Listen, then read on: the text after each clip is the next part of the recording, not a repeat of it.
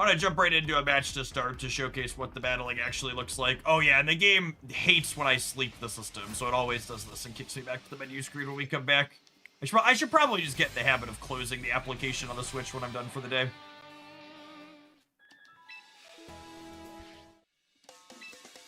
Alright, let's hop on in here. You want to play this team? Yeah, we'll do one more with this team. This was the team highlight this morning on the Pokemon channel. Rocking with that one.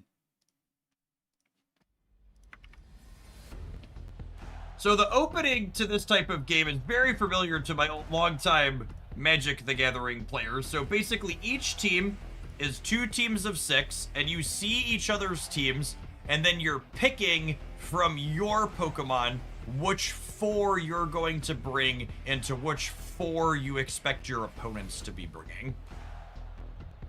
So, for example here, my opponent has Incineroar, which has a mechanic called Intimidate. When it comes into play, it drops the attack stat of my Pokemon. And Milotic here has an ability where whenever you try and drop one of its stats, it gets a bonus. So I'm going to lead on the Milotic here. It's also a water Pokemon, which is reasonable into some of their rocky gamers. They have a Basky Legion that they could potentially be bringing, which is a water poke, which makes me kind of want to bring my Rotom for some lightning coverage. And then I typically like Sinistcha here as a healing tool for more bulky attackers. And then I think I want Scizor into... Their megas are either Tyranitar or the Aggron here, and Scizor has a fighting attack that's pretty decent into both of those. So we'll submit our 4.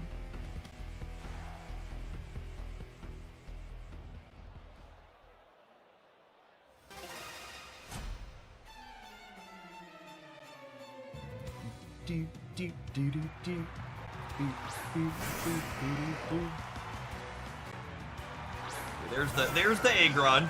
The Aggron doesn't guarantee that they're not bringing what's it called, but it increases the likelihood that they're not bringing Tyranitar. Or they could be being Tyranitar and it's not the Mega. Usually when Aggron comes in, it's the Mega.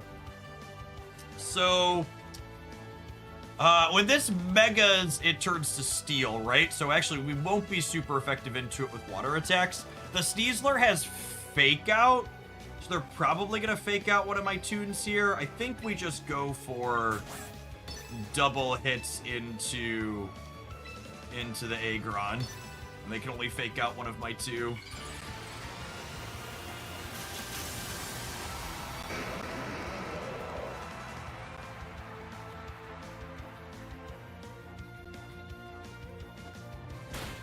Yep, so there's the Fake Out. Oh, missed on the Hydro Pump. Sad.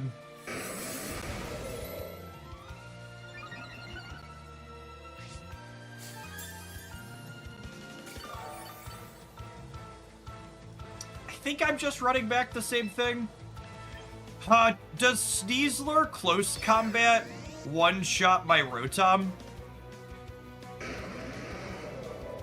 I actually don't know the answer to that. I'm gonna hope for no.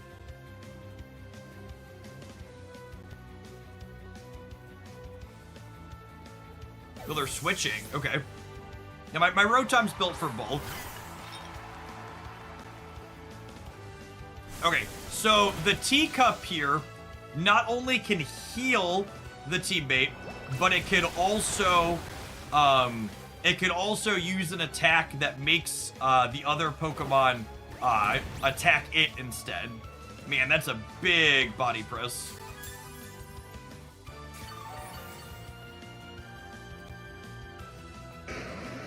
So how am I getting past the Rage Powder on the Sinistcha?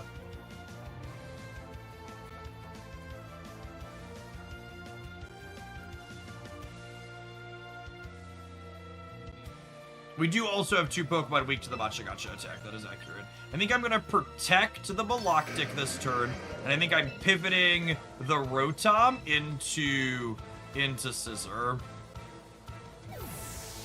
Is Body Press super effective into Scizor? Actually thinking about it. It is fighting's good into steel, yeah? What's the bad swap? Oh, they protected. That's great for me. Is this about to use Botcha Gotcha then? Bug resist fighting, so we're neutral. Perfect. Oh, they're setting up Trick Room. Okay. So Trick Room inverts the speed, which means my Protect was bad too here as well. But this means the slower Pokemon actually go first now. I think they're gonna body press my Maloctic, so I'm gonna switch to my Sinishta because it's a ghost Pokemon and won't take a hit from the fighting.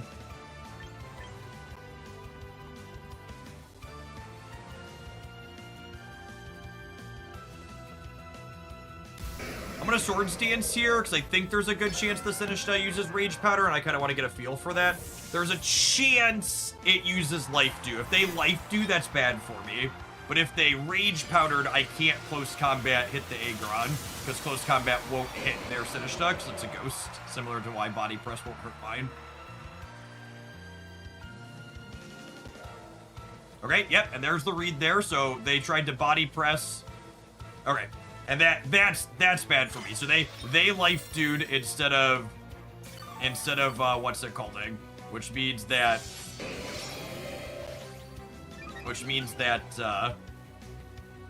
okay. And now I'm going to Rage Powder, which makes them attack my character. And I'm gonna go ahead and Bullet Punch the Sinishta here. Yeah, close combat's pretty stock on Scizor.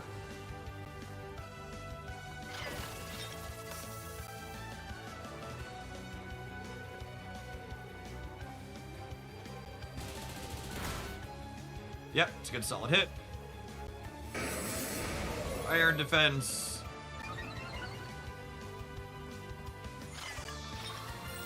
Oh, they Life Dude again. Okay.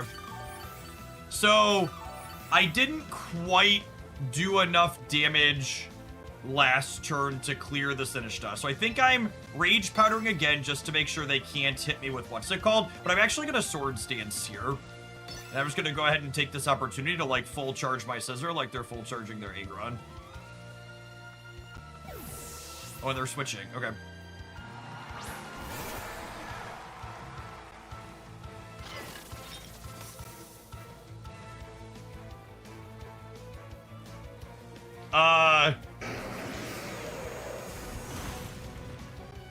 Do we think their Basky Legion is built... Do you think their Basky Legion is built for speed? I wonder what the attack order is here with the Trick Room up. The Trick Room's about to leave.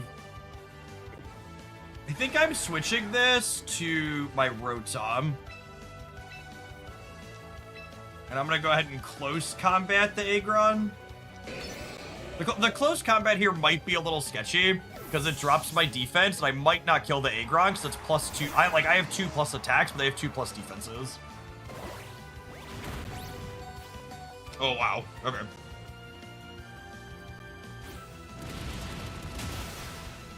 Yeah, it did not do a lot of damage. The Basky Legion might clear me here.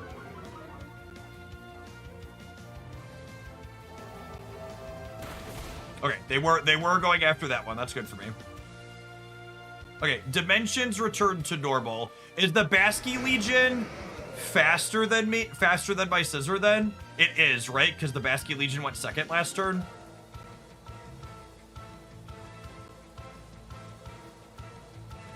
Okay, so I think my line here is I'm going to Thunderbolt the Basky Legion, and I'm going to protect the Scizor. They withdrew. Okay, DM. Good play from the opponent here.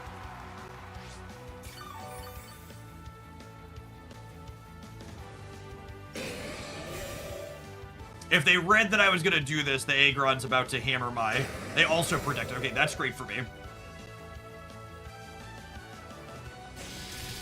So not a 100% ideal turn, but not terrible either. An ideal turn would have been me bullet punching, predicting the switch here.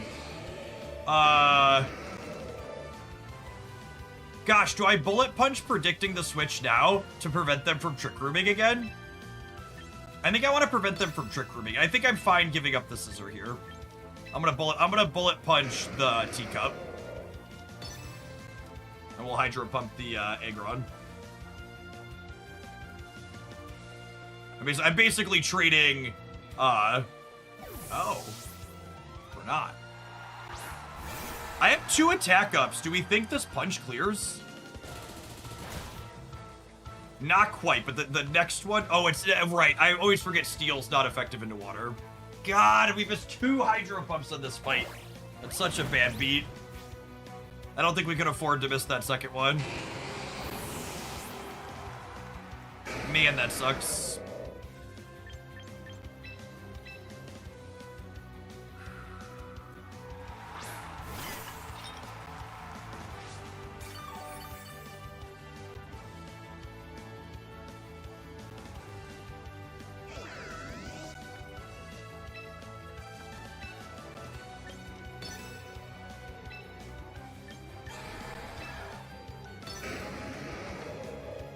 You know what? I should probably Matcha Gotcha rather than Life Dew here.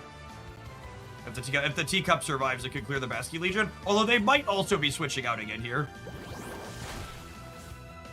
Okay, yeah, they are just switching out. Okay, so Life Dew is great here with them doing the switch. They're going back into Teacup because they're just like all in on keeping their what's it called alive here.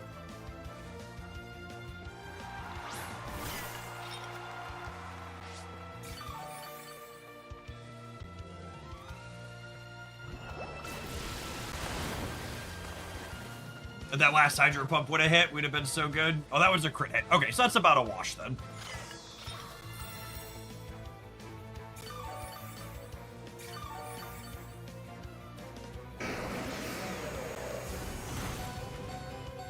Alright, Teacup living that hit is huge.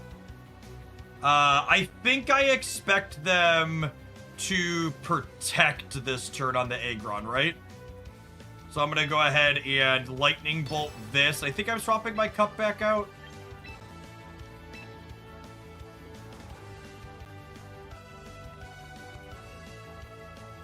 I'm expecting a Protect plus a heal here.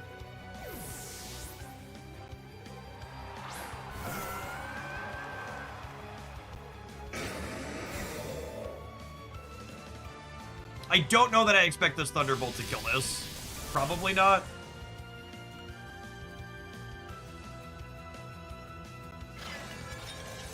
Oh, it set Trick Room again.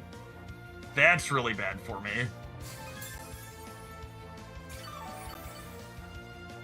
Yikes.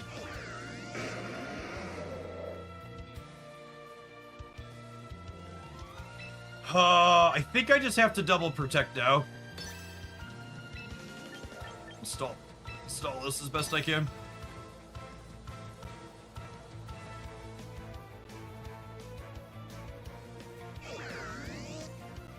Giving up my Scissor when I did was probably wrong.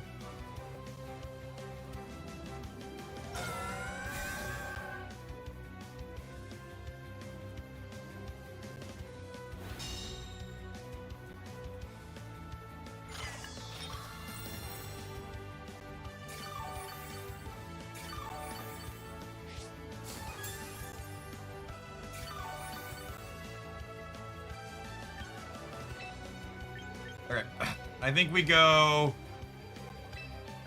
back into this. Well, they're gonna body press the Maloctic again, right? So it doesn't feel right, but I think I'm switching this to the Teacup. So I think they're gonna use the fighting attack on the Maloctic to clear it.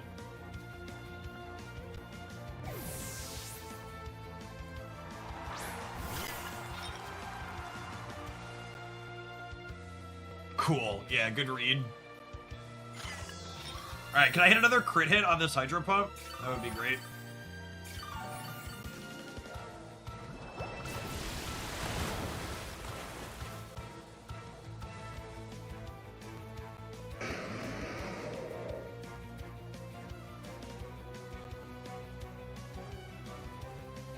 And I think they're going to protect plus heal this turn. So I'm going to put Maloctic in, and I'm going to go ahead and Life Dew my 2 Pokemon.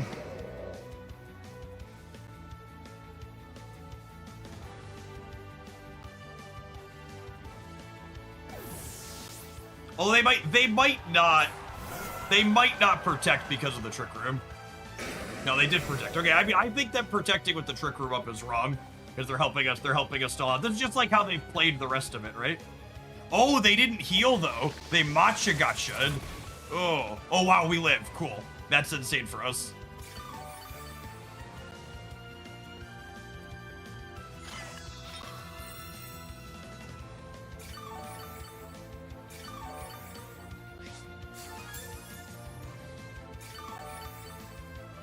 Now, how long left on the Trick Room? Okay, and now we're suddenly back to one turn on the Trick Room again. So now we'll protect this, and we'll switch this back to the Rotom. And then next turn we go first. And we'll have the teacup in the back to pivot into another heal again. So I posted a highlight with this team this morning, and even though it's the same number of matches as all the other team highlights I've posted, it's almost 2.5 times as long for the video. It's just like most, this one's a little bit more grindy than most, but this is not atypical. That was a critical hit, yep. Okay. And again, we're back to no Trick Room. But now, do I think they're going to set Trick Room again? Or do I think they're going to use Follow Me on the teacup? Are they going to Rage Powder or not? Because if they're gonna Rage Powder, I want an Icy Wind. Oh, yeah, they could Trick Room Protect. That's true.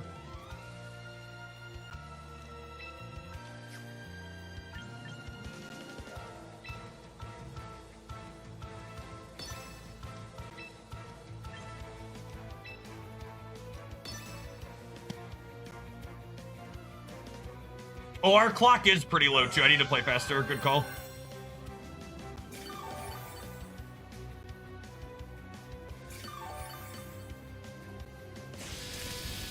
Oh shit, they didn't protect.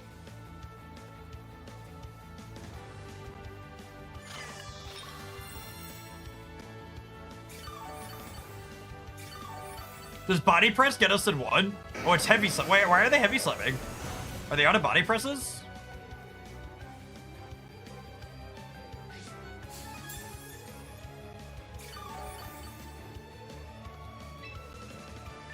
Okay, I feel like I have to Hedge Protect this turn.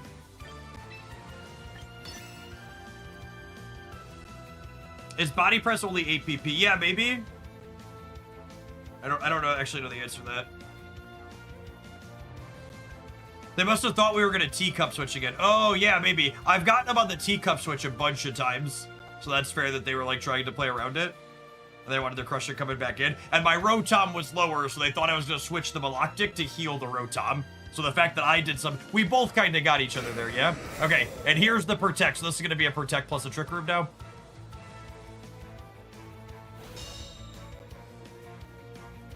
Body Press is 60. Okay, they should still have, they were expecting a teacup switch in then. Is absolutely what happened.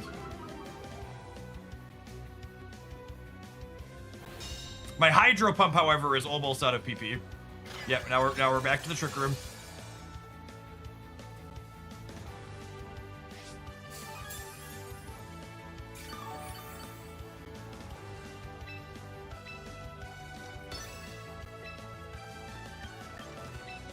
Our plays are going to be a little bit less good here. I just got to click really quickly. There's 3 minutes left of this match, and I only have 51 seconds on my clock.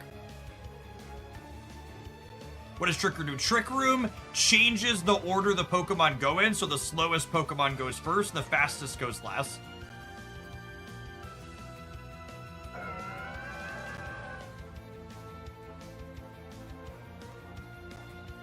Well, they matcha gotchas. Okay. Yep. Now I'm punished for Icy Winding. I should have just doubled into the Aggron. I think that probably means I die here. This is a good play from the opponent. There was a ton of back and forth this match, but I think they finally got me. I assume this Body Press clears me. Yeah, I think when we die to that body press, we're all done.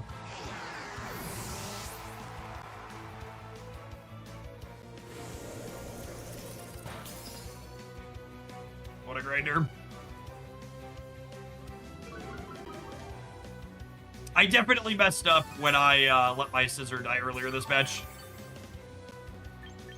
I should have started bobbing and weaving a little earlier. I was too focused on getting value out of the scissor sword stance. I should have worked harder to keep it alive. Teacup's the best Pokemon in the game. And it's not close, just so we're clear.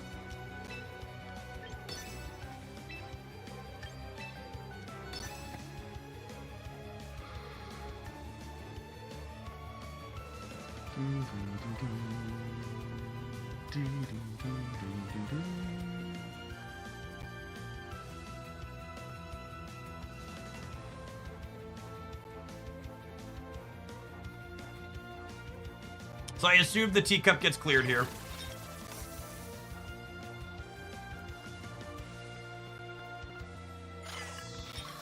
Have you talked about the coil hypnosis Galactic for the recent tournament? It doesn't seem very, it seems very gimmicky.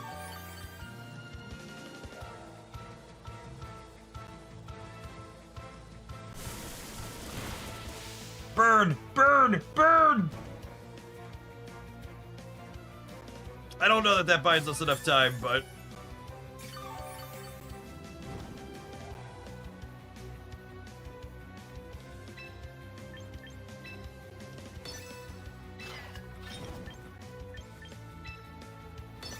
I think that might buy us a stall on the timer.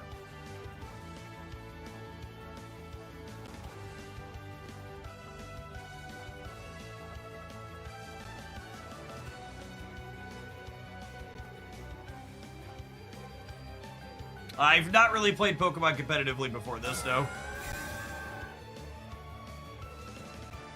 Our game time left is now longer than the match timer. Yeah. Oh, yeah, because the animations and stuff all still burn through this timer, too. That's funny.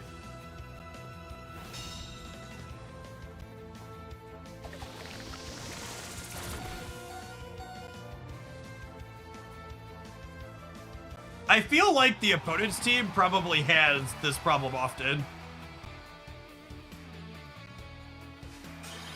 How does this impact my MMR? Anybody know? Oh, it's actually just 0. Okay, cool. What a knock! We were definitely without the draw. We're definitely losing that. Just so it's clear, we're 100% to lose that. And the thing about it, I think it speaks volumes to how impenetrable VGC was before this application. It's still a lot to get into, but like so much of this game is just a card game. Like this it's kind of like a card game, kind of like how Yu-Gi-Oh is in like the anime, right? Where instead of decks of cards, there's like your cards are like these big animated creatures essentially. And your team, the items, their attacks, how you spread their stats, like those are all your deck building choices. And honestly, the combat being you both lock your plays in simultaneously, and then there's a priority system, aka the character's speed, that dictates the order that your simultaneous plays turn out, is very Marvel Snap-esque as far as card games are concerned. I love the simultaneous turns for turn-based strategy games that are PvP. Like that's one of the kind of innovative things in like the specific card game space that Snap pioneered. This game's like always done that, right? Where like you're both thinking simultaneously what you want to do, and then it plays out based on the speed brackets. All right, I think I want to build a new team today because I just can't grind the same team for 8 hours a day or 4 hours a day or whatever we're playing. So I'm going to go ahead and tap an Admiral because that's going to happen because that match took an eternity. Let's get the next team we're going to be working on loaded up. Oh, I have Pokemon to claim from my my Pogo. Thanks everybody for hanging out. Don't go anywhere. BRB. The real game begins now. Let the deck building begin.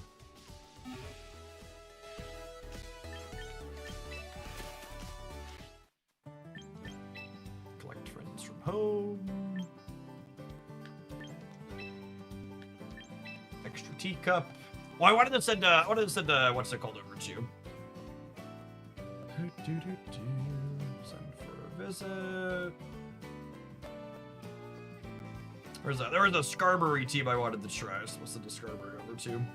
I've been looting my old Pokemon Go account for tunes, and some of the community members have sent me some as well.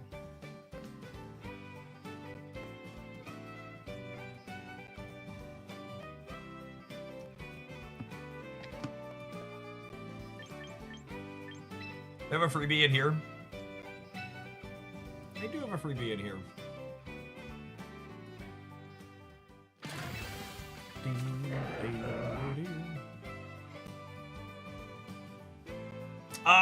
Honestly, I probably want a second Militic. Anybody have a compelling reason to recruit any of these ones I don't have?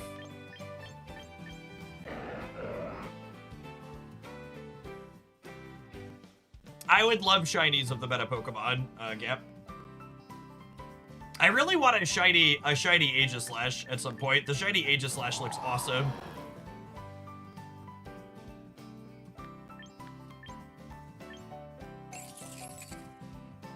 Klefki is funny. I think I saw someone playing Klefki. Does this one see play? I feel like I scrolled past a team in a tournament that had a Klefki in it.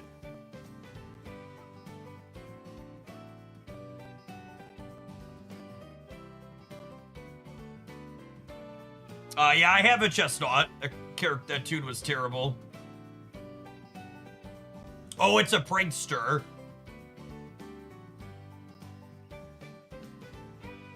Okay. I want to get the second one of these.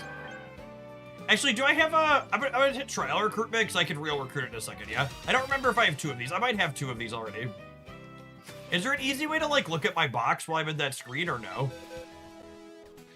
I might have 2 Militics already.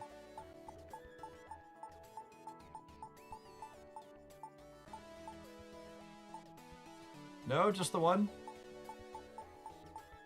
Oh, you have a shiny Millow for me? Okay, I'm not gonna recruit this one. I'm just gonna leave it be.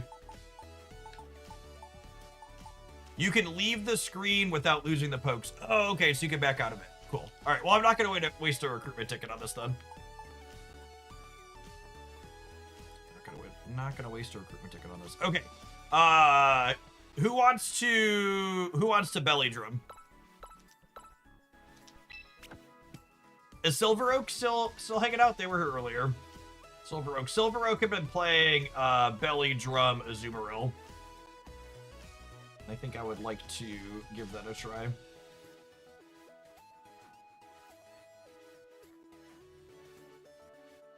Belly screen. Azumarill, secretly a Teletubby. Scrolling back, I'm scrolling back.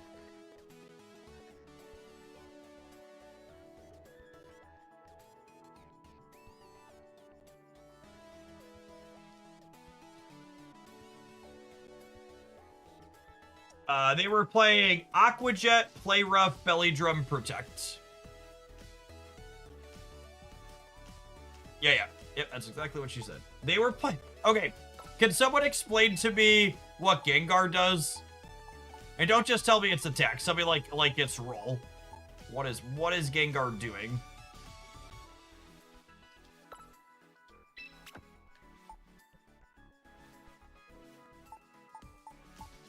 Who is your daddy and what does he do?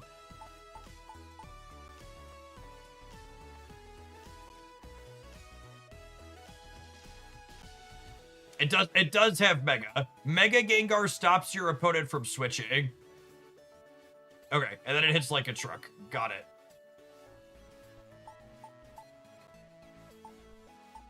Chomp. Earthquake.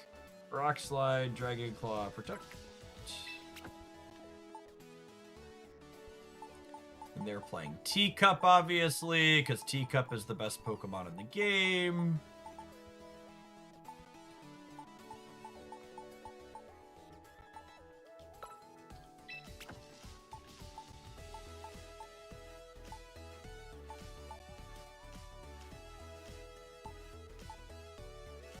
Are both these Garchomp's the same?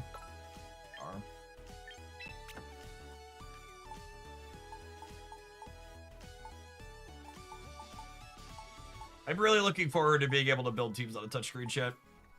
Here's my teacup.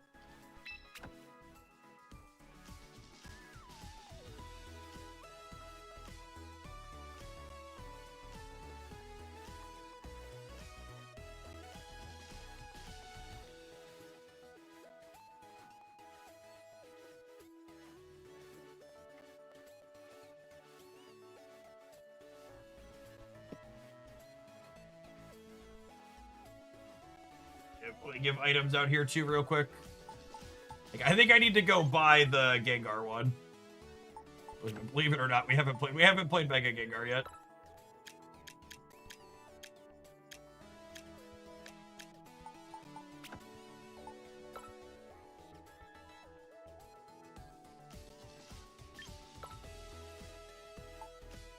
Teacup is... Oh, that's interesting. They've got Teacup on leftovers. Yeah, I dig it. Garchomp on... They were playing Soft Sand?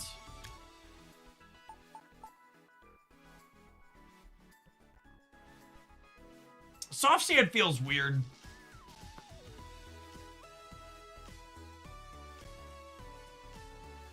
That feels weird. You're always have to protect when you Earthquake.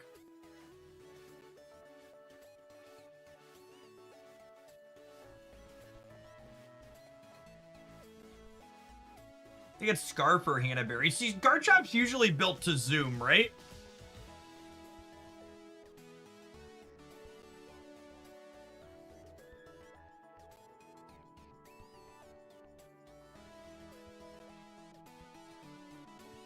Yeah, I think Scarf...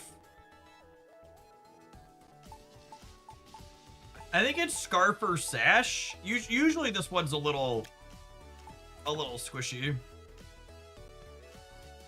Oh, you just have a code for me. Well, that makes it easier. Oh, did your original one have a code? It totally did, didn't it?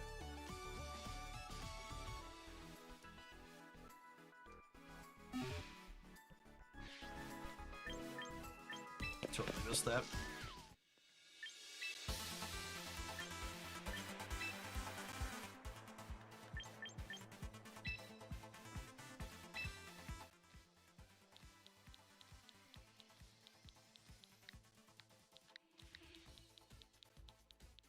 My kingdom to be able to use my house.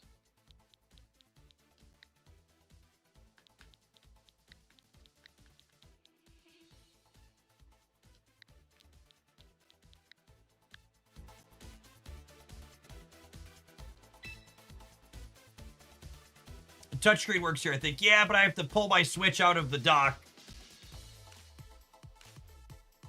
Is the problem.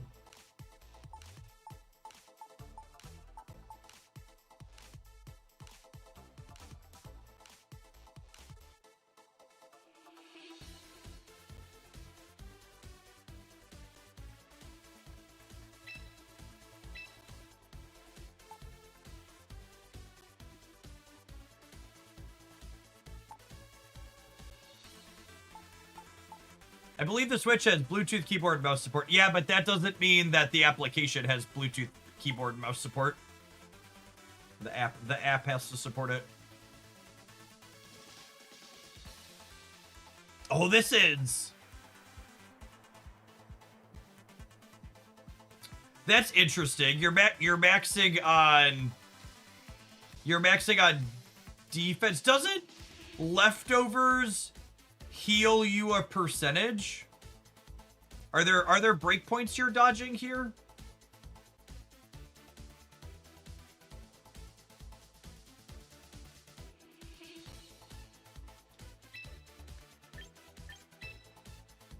I'm gonna leave that one alone too. Garchomp staying the same. Kangaskhan's getting low kick. Gengar's getting retrained. Honestly, I'm gonna leave Kangaskhan alone too.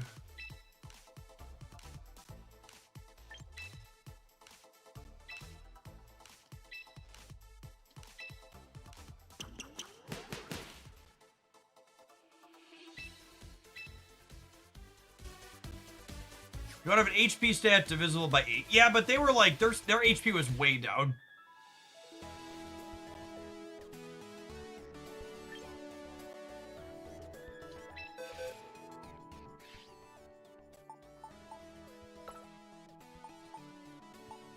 Okay, I need to go buy the Suka Berry for Incineroar and the Gengar Knight. It's called.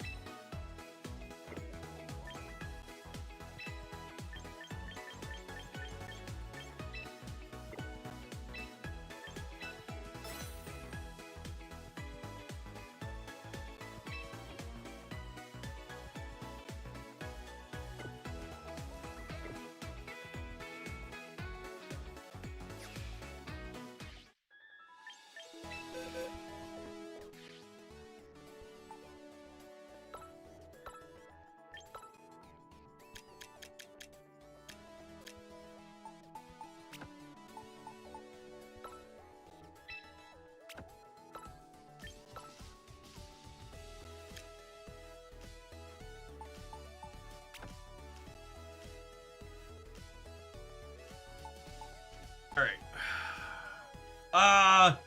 Their Kangaskhan had low kick on it. What are we covering matchup wise with low kick, we think? I guess that makes it better into her better into King Gambit. Yeah, steel types. Booner Mac, thanks for the 60 bucks. King Gambit's the big one there, yeah.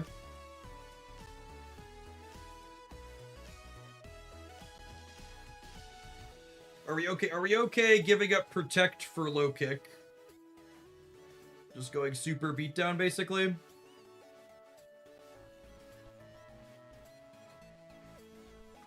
I think X goes straight to the item screen. Look at that. It does, doesn't it? Good to know.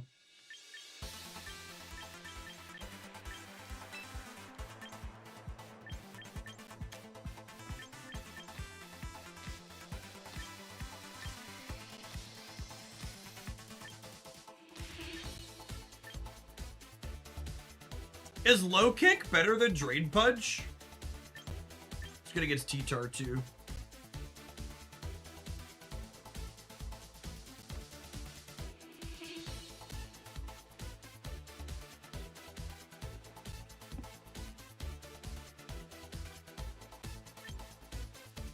Healing is appealing.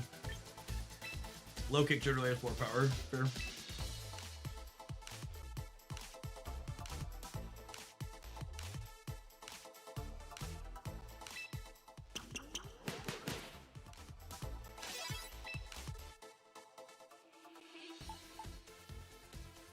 Alright, so what exactly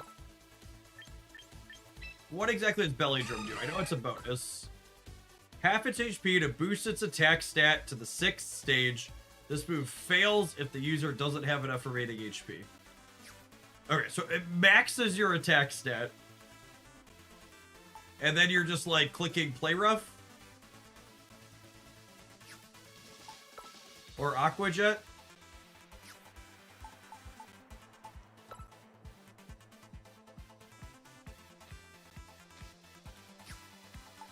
Oh, and Jet's a priority move. So once you max your attack, and then you increase your priority, depending on what you're looking to do, you could just like spam Jets.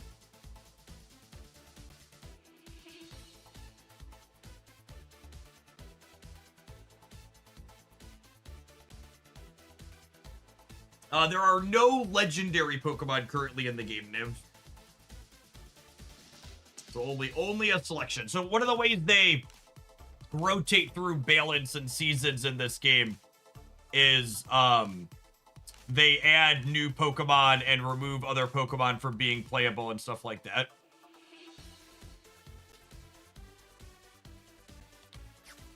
Okay, and Gengar is Sludge, Shadow Ball, Sludge Bomb, Shadow Ball, Will-O-Wisp, Protect.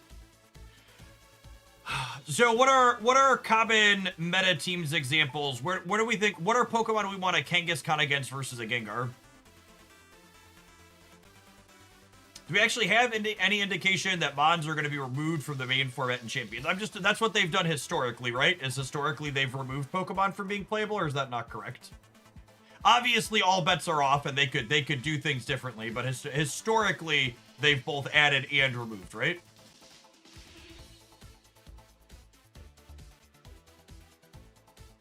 Usually they go no legendaries, Pokemon who aren't quite legendaries, a few legendaries, full-on broken Pokemon, and then they like rinse, repeat, start the cycle again? Or does a new game come out at that point? Is that how it works? There's like a new game will come out and then it would reset? Okay, so we'll have to see. They might approach it differently then. Interesting. Okay, let's hop into a game with them and see if we can fumble around. I expect our 1855 will be our highest MMR snapshot as we head in to try and play different things now. Gonna spew some points. Do we think our general start is Kangaskhan with Azumarill so we can fake out? Probably Incineroar or Kangaskhan with Azumarill. We basically always want to fake out user up front, I think.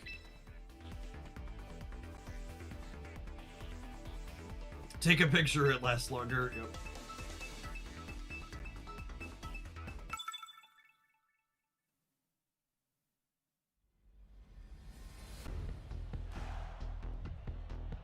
Okay, so they have Gambit and Milo, which means I definitely don't want this.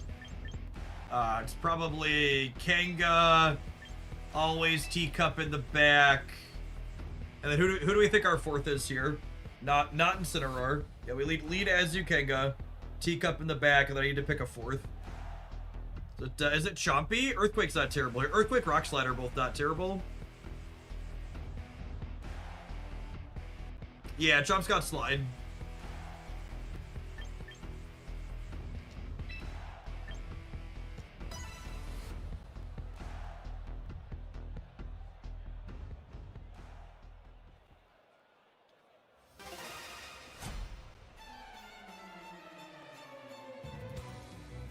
If the rabbit leads, it outspeeds Kango with the fake out. Okay.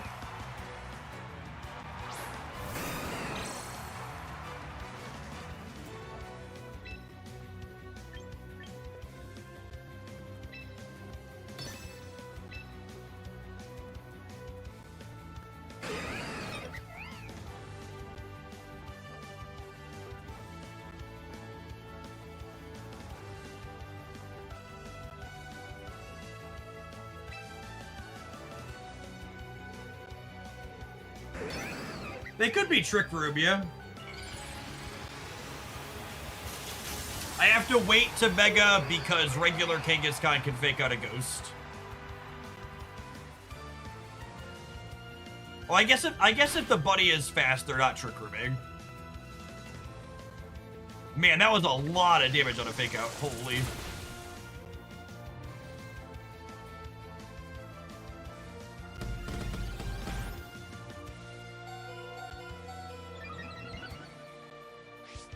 Okay, so we're cooked.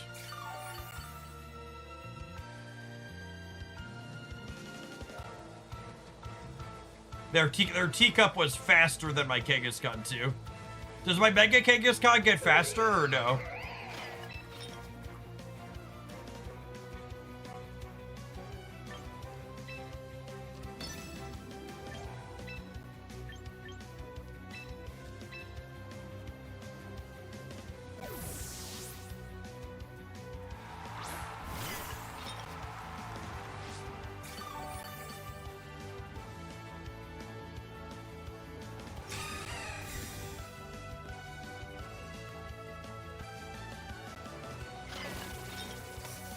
Yep.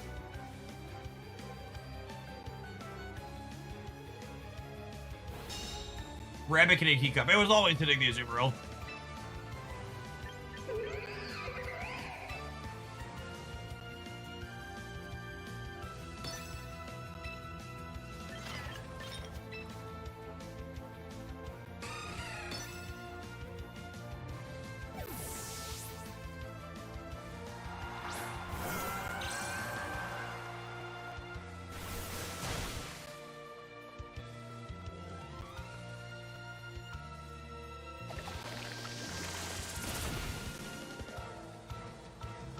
I don't think Azumarill is playable if it dies into Tamagotchi shit. And this is, honestly, I think this is the worst feeling part of this game, is it feels so bad to spend so much time and energy putting a team together and then be like, you play a couple of games, you're like, actually, this just doesn't work. But I just spent a bunch of time doing it.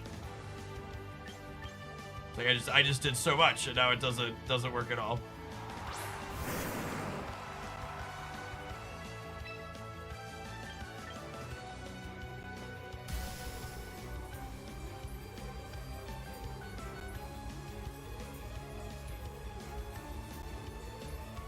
Yeah, having a bad matchup into the best Pokemon in the game is not great.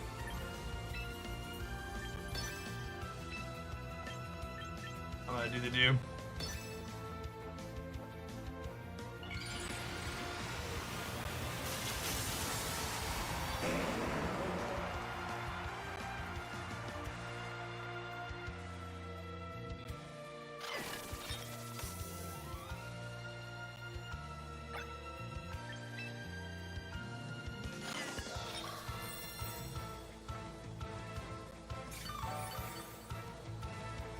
There is a reason it's always been considered a meme team. I mean, like, that's a really terrible analysis.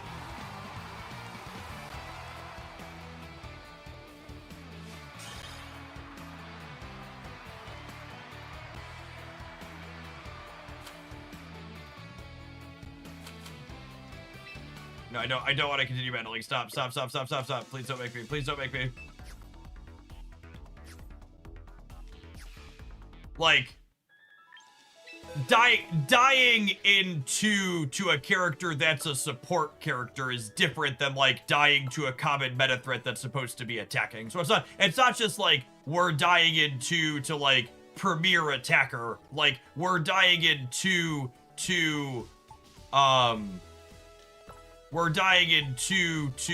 support tune, right? That's the difference there. That's a pretty big distinction between the two things we're talking about.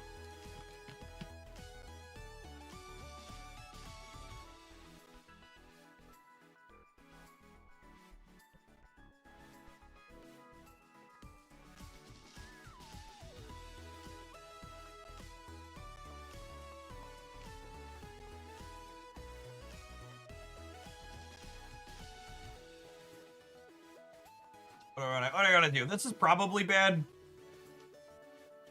Shell Smash Blastoise probably has similar problems to like what we just looked at.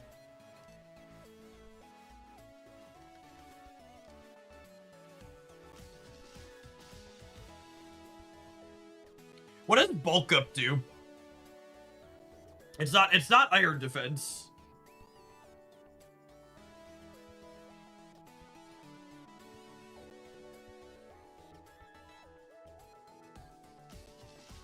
It increases attack and defense by 1. Interesting.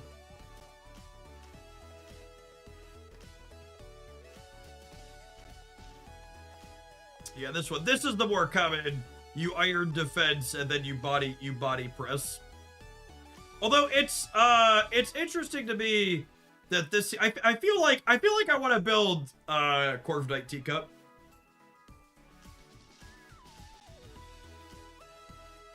Ninetales with Corviknight Teacup seems interesting.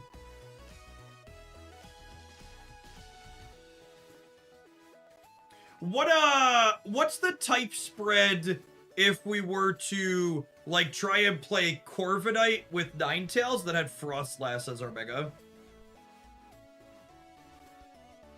Super dead to fire. So we need rocks. Yeah, you have Freeze Dry to cover Maloctix is nice. I would need a plan for rocks. We full Dizard. So we could play Teacup, Corviknight, and then what if our other 4 were Ninetales, Frostlass, Garchomp, T-Tar? Because we could Earthquake with Corviknight, and then the rocks cover us on the fire. Yeah, you could Aerodactyl instead of T-Tar as well. That's another one that's immune to Chomp. You have Chomp Aerodactyl. Let's build that. I have most of those characters built, so I wanted to build that many Pokemon. I need to build the Corviknight.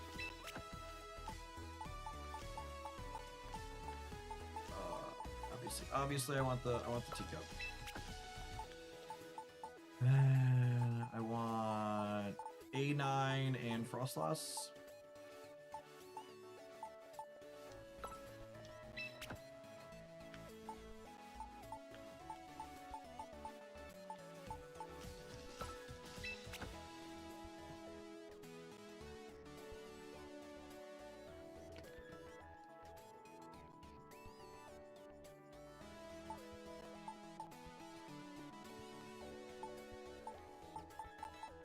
Any discussion on Mega Arrow versus Mega Titar? I think I definitely want Chomperson. Chomp's definitely happening.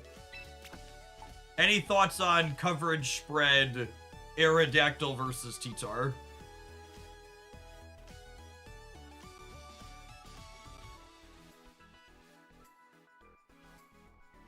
I feel like I want to fake out it here somewhere. Why? I think not playing fake out is fine.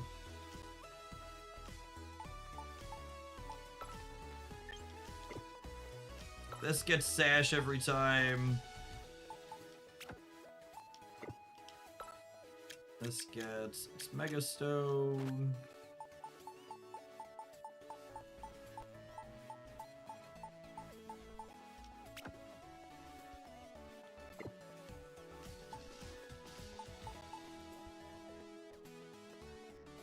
This definitely gets leftovers.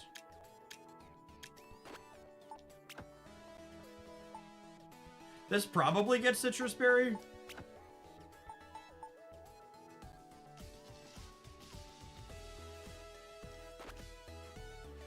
Chomp to have.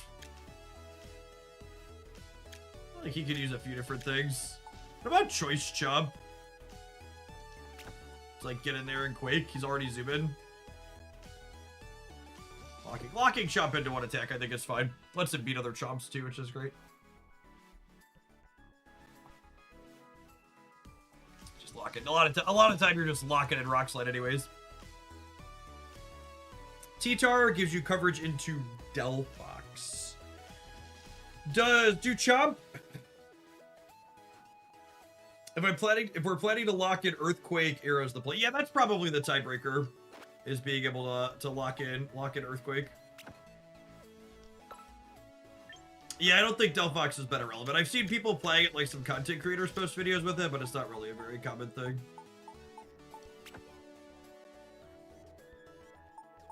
Okay. Okay, dig that.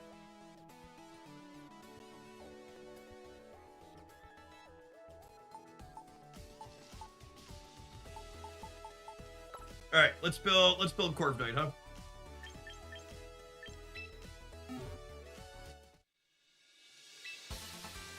This thing's just like max HP, max defense, and then either dash of speed or dash of special. Does 89 versus 87 speed matter for anything?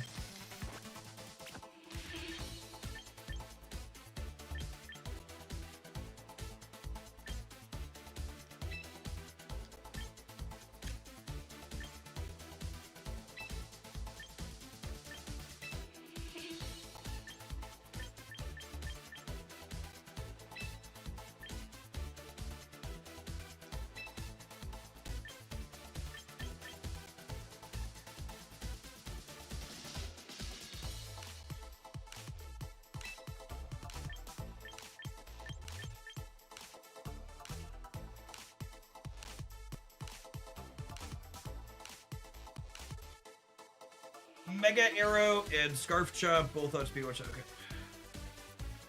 Okay. I think that's the only 2 points are like, dude, this. Let me check my speed chart really quick here.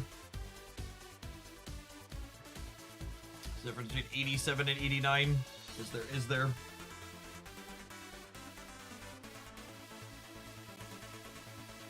Drampa and Mega Drampa.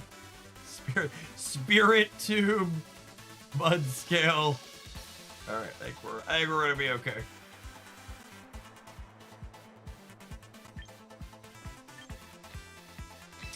special attack down and defense up, probably.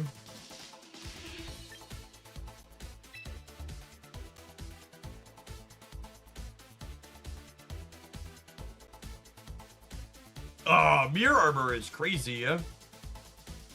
That seems great.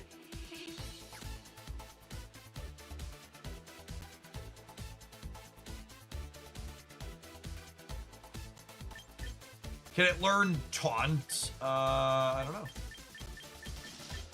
Yes.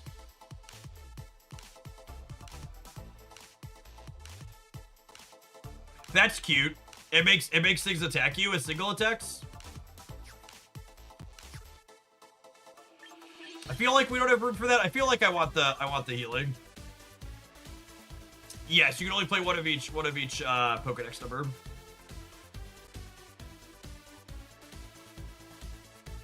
Taunt means no status moves. You want body press to be the only way we can attack? Does taunt mean they have to attack it, or they can attack anything? So what does taunted status do? Is there a glossary here?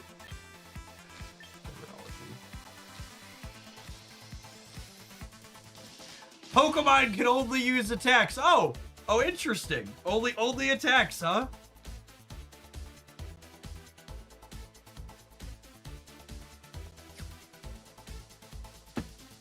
I think I want this.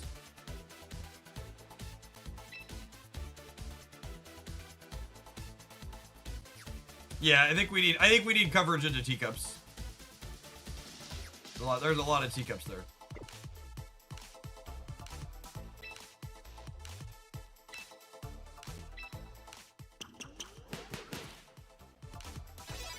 Attacks are distinct from status moves definitionally. I mean, that's the distinction that should be there, though, right? And stop trick room. Sure. I just don't have room in the character's kit for it, right? I absolutely do not think we can drop Brave Bird. And is taunt only for one turn, or is it multiple turns? How long does taunted status last? Do I have to do it every turn?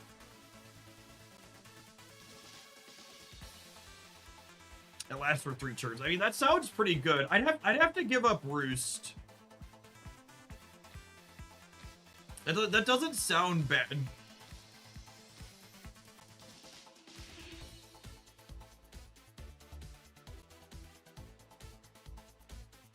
It's funny listening to you talk about team building, and you're just like, I don't have room for X or Y is more important.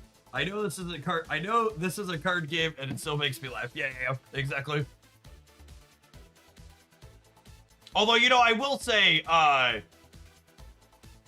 of it could be the time of day, but I put terrible teams inside of Masters as our stream title, and we have fewer people clicking in than we usually do when we stream this game. Typically, card game players love them terrible decks. Apparently, VGC players do not enjoy terrible teams.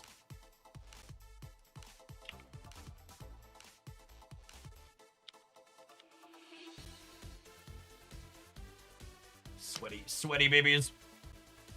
Sweaty babies. I wanted to put freeze dry on this to cover Maloctic.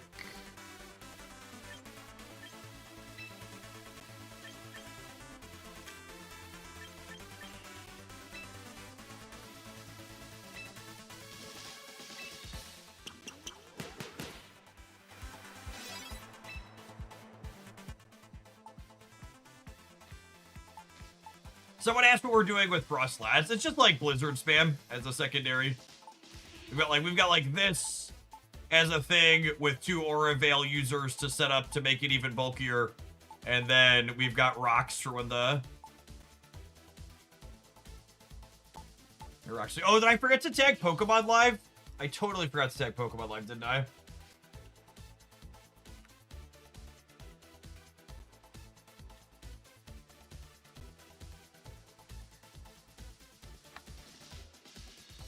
I'm not used to doing Pokemon in the middle of the day.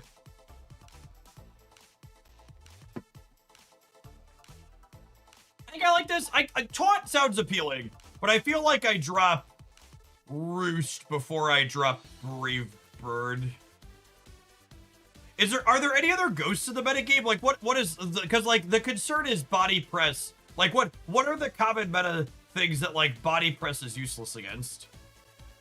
Because I'm concerned about, like, using iron defense and then, like, having this in play and having to switch it out because it literally can't damage things.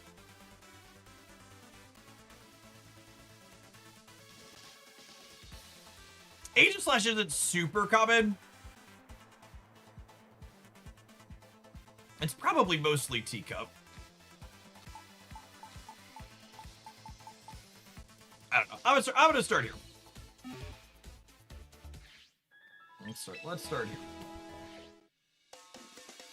All right, I'm really sorry. The ads are about to roll. I gotta press the ad roll. I know we haven't played many games yet today, because we've been stuck in the deck editor, but I don't want it to come up over the games.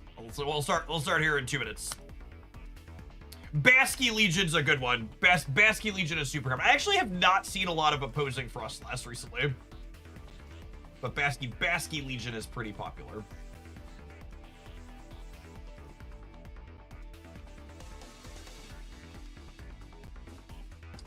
Basky Legion is a good shout out.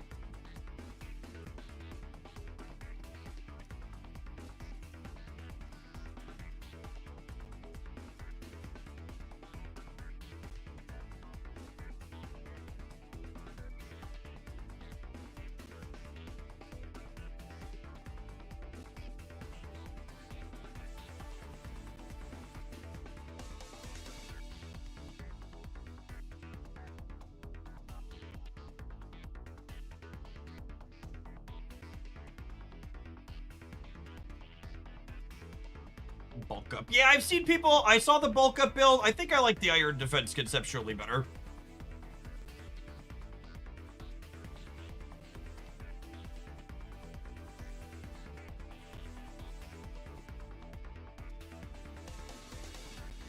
Has this been an off-stream game for you two recently? I can't. Literally the only off-stream games I play are mobile games. Like, even Arknights and Genshin Impact, I've been clearing dailies on my phone. April is just, like, the most insane month for extracurriculars for my children. And, like, next week is tech week for play the boys are doing that I'm running all of their audio.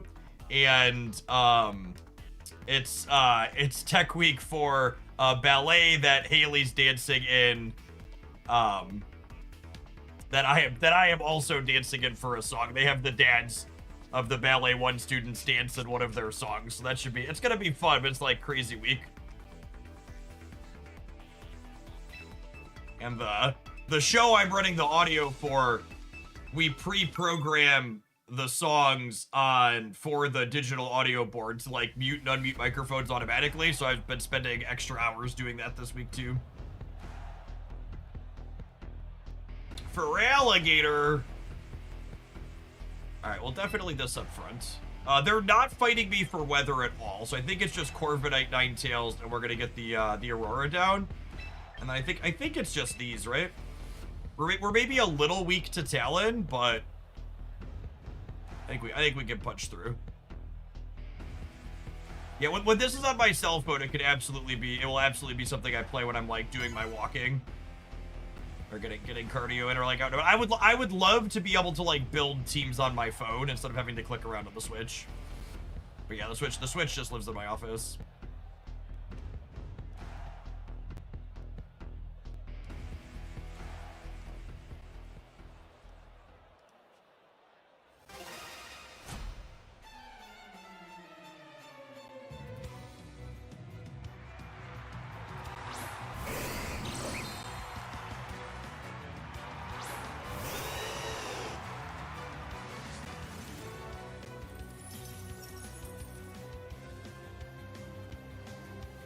That is a Gallade.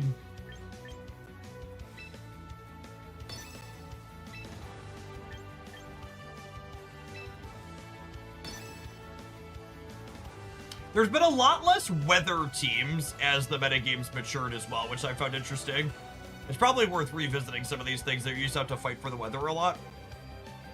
It's been less common that I've been having to fight for weather.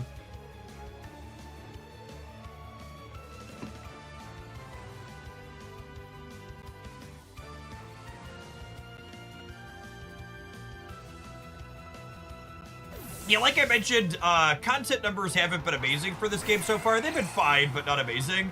But I'm definitely looking forward to,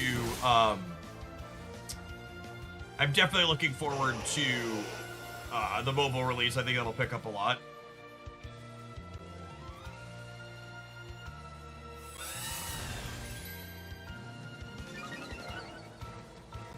Yeah, it's gotta be a scarf on the Galadia.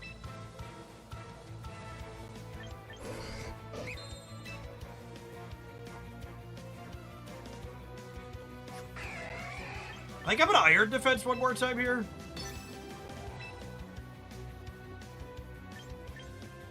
I was gonna protect on the Ninetales for the turn.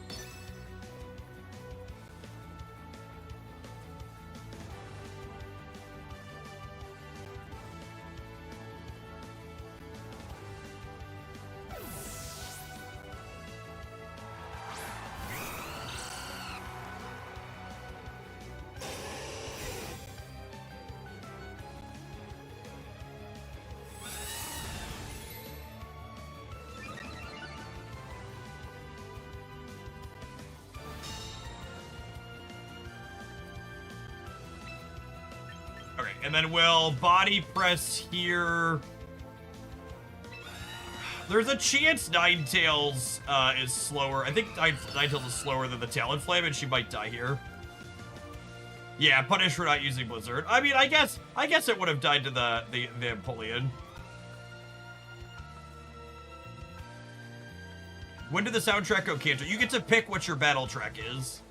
I just hadn't screwed with it, so we played with the cosmetics and the sound the other day.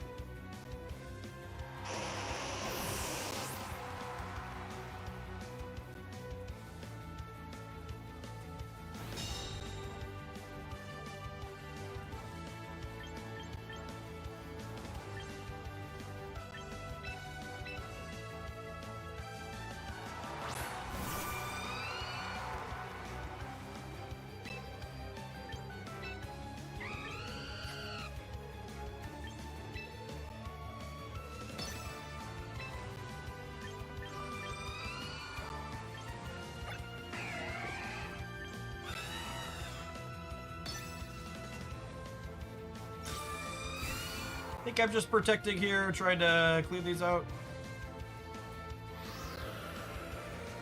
Tailwinds, whatever.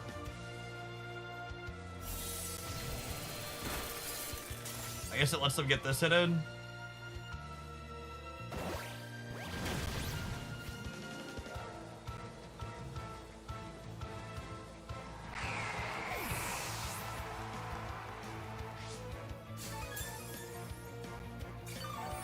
Just mostly didn't matter.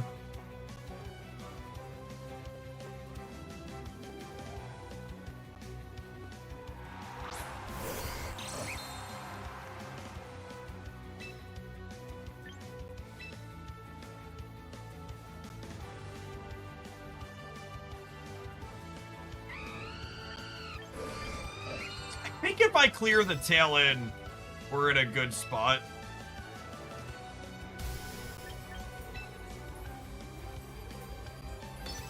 The Mega Frostlass might die to the tail end, though, here.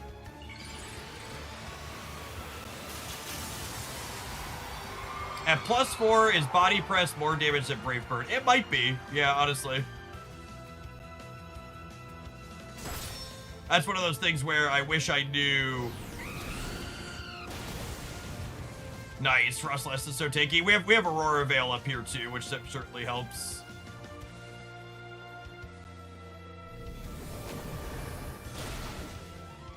Cool. Yeah, Aurora Veil is really strong.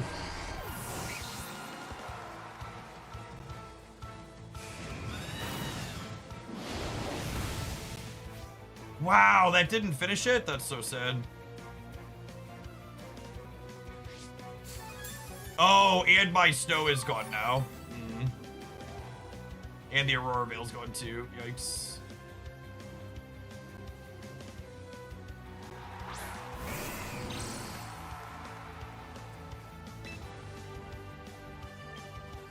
Alright, so I'm gonna body press this, and I'm gonna switch this to the teacup. I don't think dies to a Brave Bird, but this'll heal the Corviknight. For alligator, physical attacker, question mark?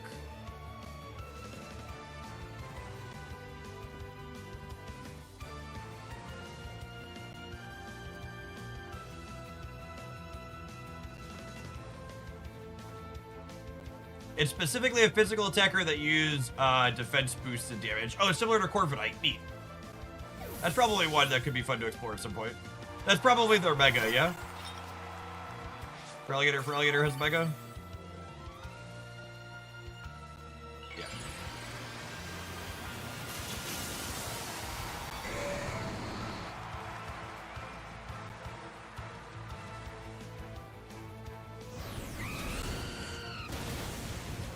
Alright, Teacup survives, and then this dies to its recoil, I assume. Cool.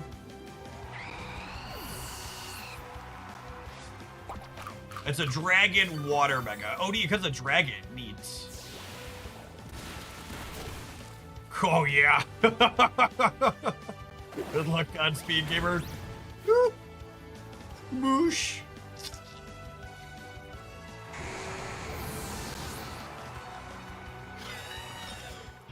Cool. We identified the talent was a little awkward for us, but we were well positioned to everything else there.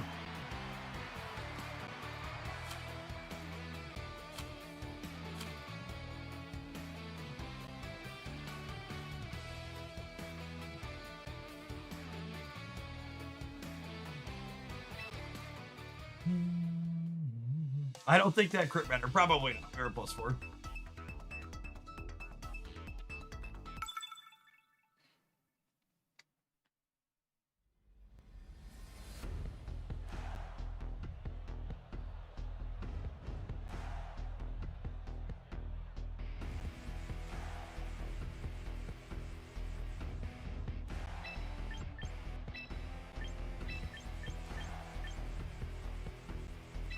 I mean, this seems pretty good for us too, right? They have a lot of physical attackers again. And ice steel's resistant to ice, yeah? So their one special attacker is resistant to it. I think this is our typical start. We use the Ninetales to set up the Veil, and then we start bulking it up, and then we have a healer and a Frostlash in the back.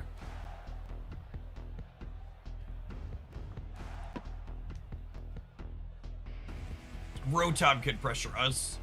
Yeah, that's true. I have Freeze Dry on the Ninetales. And Machta's in the back.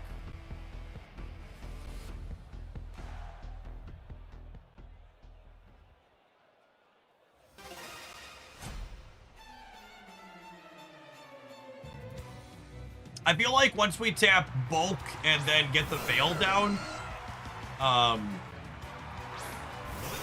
and then switch into Teacup, where it's just such a good spot.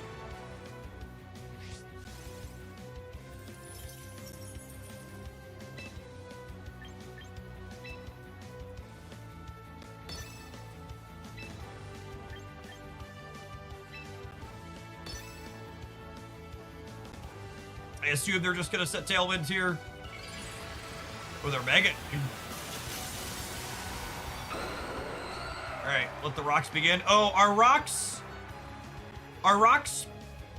4x? How bad are rocks for us? Oh no, yikes. Okay, so choice Rotom. Choice Rotom here.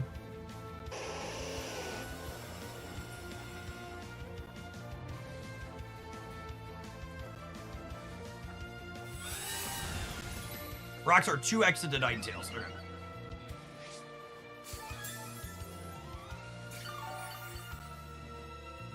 Oh, shoot. I don't have protect.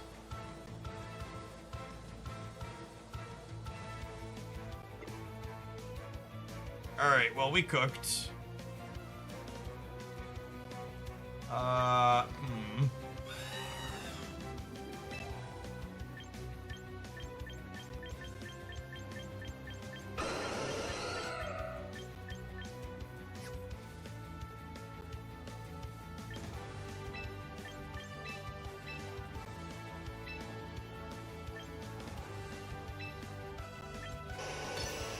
I don't love him. That's what we got.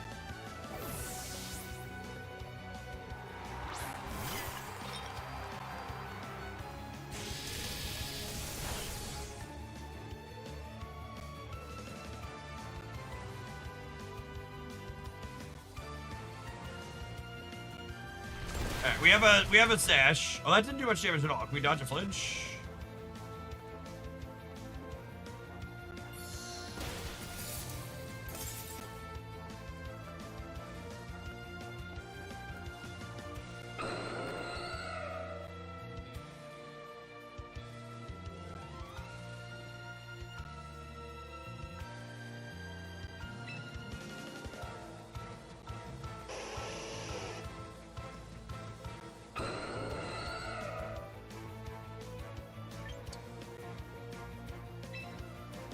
I'm gonna rage powder to, because the Ninetales is gonna live. Well, I guess I could protect the Ninetales. Yeah, maybe it's Machta, Gotcha, and then protect the Ninetales. Yeah, let's do that.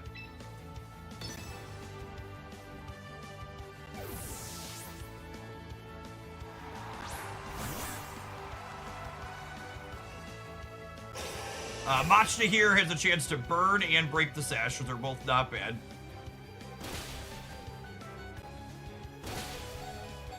Man, Aurora Veil just like punching the clock here. Going to work so hard. Punish for protecting on the Ninetales though. Opponent read that really well. 2 hits. Eddie Birds. Eddie Birds. Nice. Yup.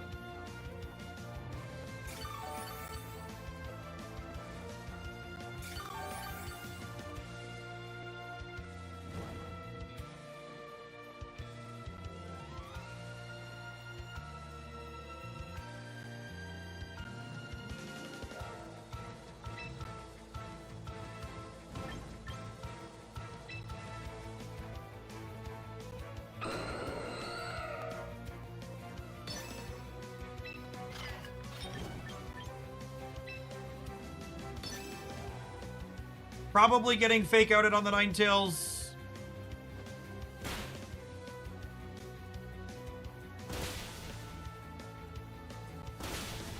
I should have switched the Sinistcha out.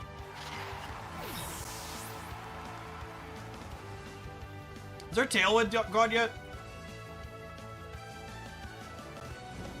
Oh my god, Ninetales got flinched. That's so bad for me. Even... Oh, Ninetales was fake on it. Yeah, my brain bad. It's always happening. Even without the Tailwind, my Pokemon are still going second here, yeah?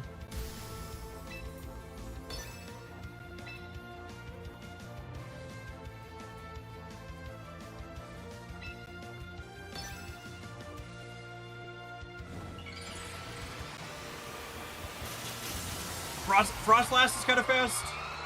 I don't think it's Mega Aerodactyl fast, though.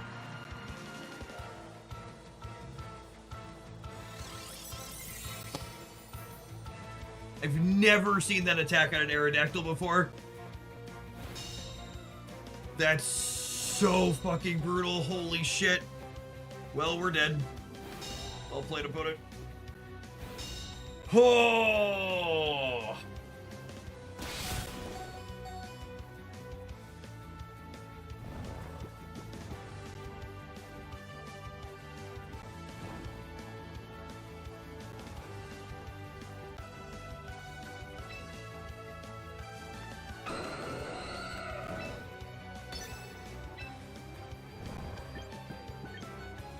And sleep is just always slipped, yeah.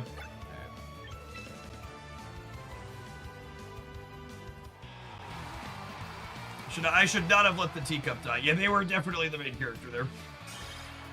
Everything that could go wrong went wrong with that one. That was tough. We lost 18 points, so they must have been ranked pretty lowly. Lowly, even for our pit stain ranking.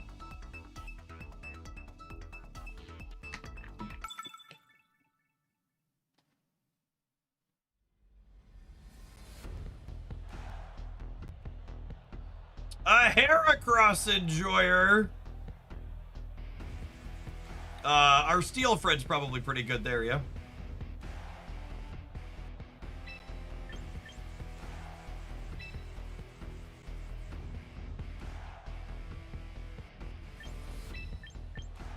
They might fight for weather with us? Why are they setting rain? Do you think they're setting rain just to fight for weather?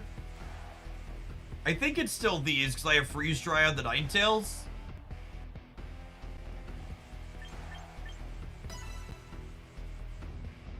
Maloctic's a special attacker.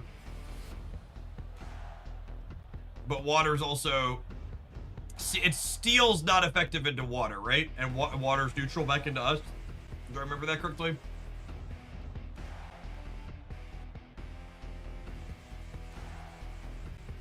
Yes, they're definitely Trick Room. Giga Freak only is a one trick.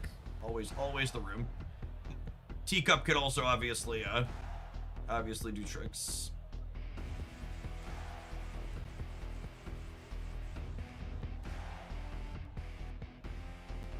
Oh, the rain's probably to protect Heracross from fire. Yeah, that would make sense.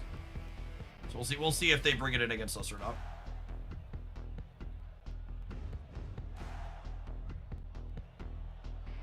Does not protect Heracross from flying attacks. It's 4x into flying too, right?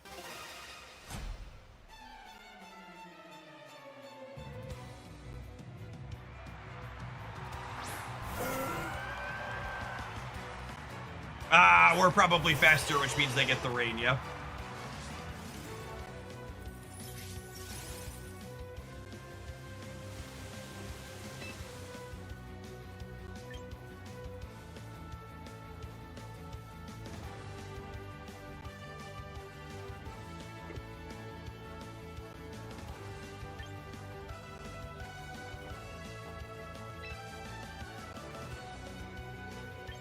I kind of just want to switch into Frostlass and get my snow back.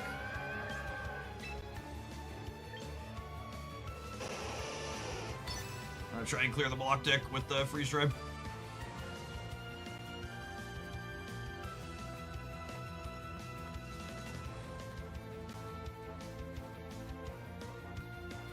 Pulling the Corviknight out also leaves my flying attacker in the back for when the Heracross shows up.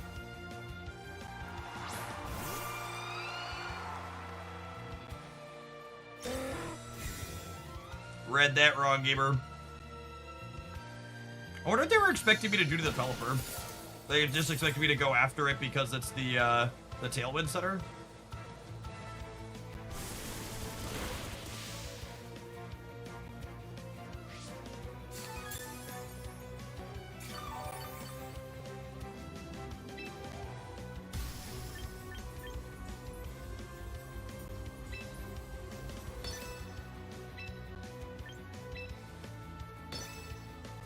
So when Frostlass evolves, we get snow. And I'm protecting the last because I'm expecting, well, maybe I am supposed to Blizzard because the last outspeeds the Pelipper, right? And they already, yeah, I think I messed it up. My brain was bad on the, yeah, want to buy undo end of turn button. Flashbacks to Marvel Snap circa 3 years ago. I've locked in trying to play quickly and my opponent is taking forever and I can't undo my mistake after I realize it.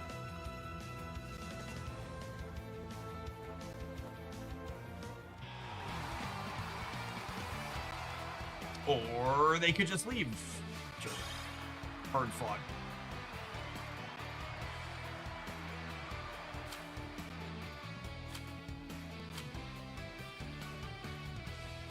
Oh, yeah, maybe that's why they protected. Maybe they were DC'd.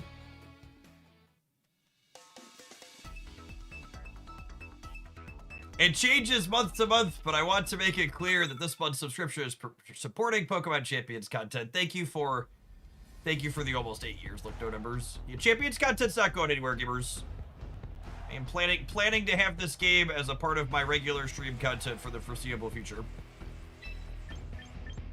There is some question / up in the air about whether or not the YouTube stuff for it, how well that's gonna do, but definitely gonna be in the live stream rotation at a minimum.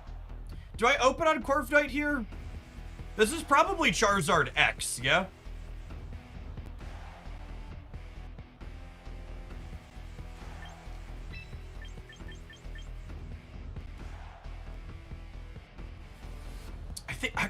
I think we don't bring Corviknight here. I think I'm gonna lead on the rocks, and I'm gonna put Ninetales Sinistcha in the back, because I want Ninetales to freeze dry the Maloctic. Yeah, I think I'm just opening on the Rock Sliders and pressing Rock Slide.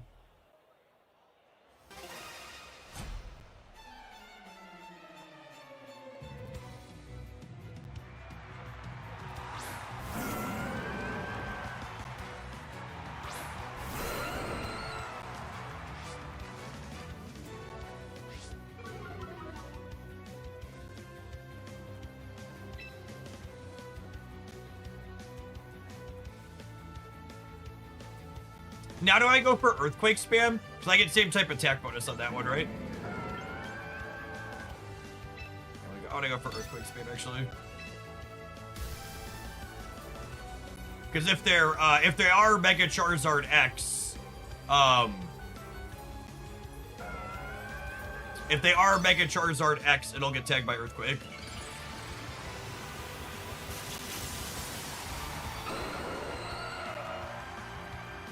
Yeah, I don't think we need Wind Tier, I agree.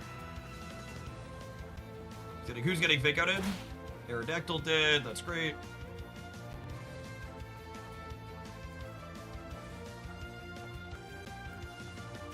Now we do have an attack penalty, so probably not killing Incineroar here. Still pretty good shot. Oh, it's Coil Maloctic, gross. So probably the Hypnosis stuff.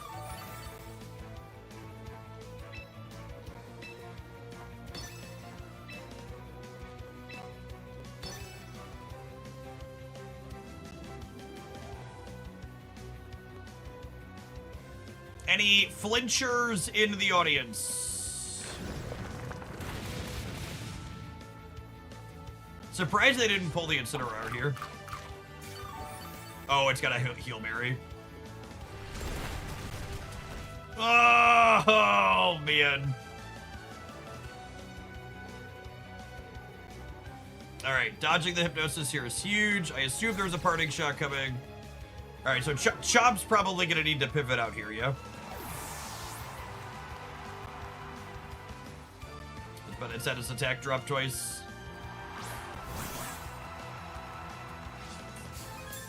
Is Choice Chomp faster than Sizzler?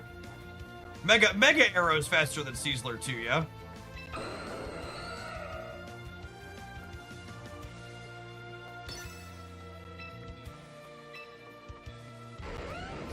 Yes to both. Oh, I have dual Wing Beat.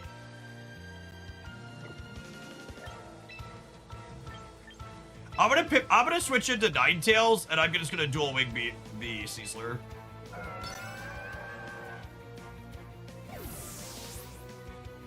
I might not get the kill because our attack has been dropped once, but...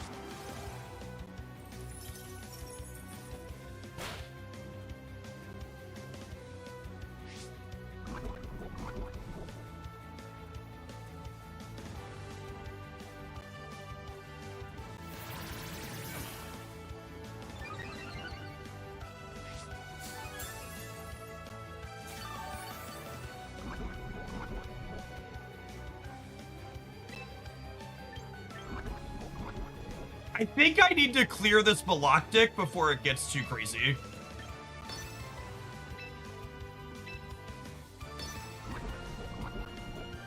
As much as I want to Aurora Veil, I think I need to freeze dry. Sick. Nice paper Seasler.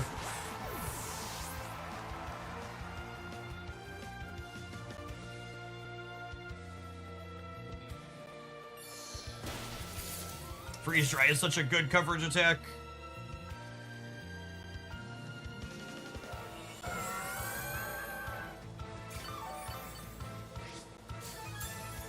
God, this thing is so obnoxious.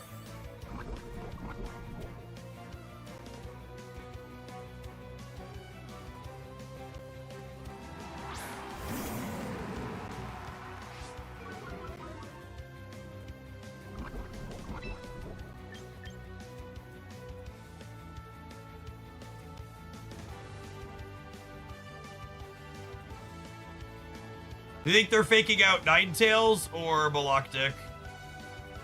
Or Aerodactyl? I might just double protect here.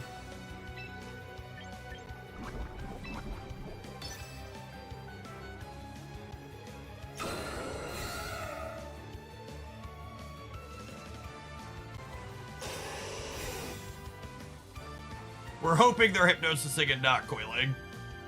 If they coil again here, it's kind of a big deal for them. Okay.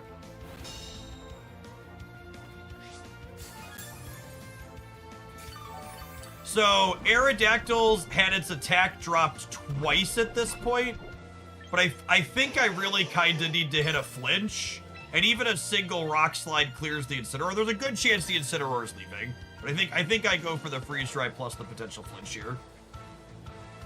I don't know much about this game, but I know a control lockout strategy when I see one. Yeah, Movie Birdie. Wow, I can't believe Incineroar stayed in. Surprising. And then obviously Aerodactyl's gotta rotate out here.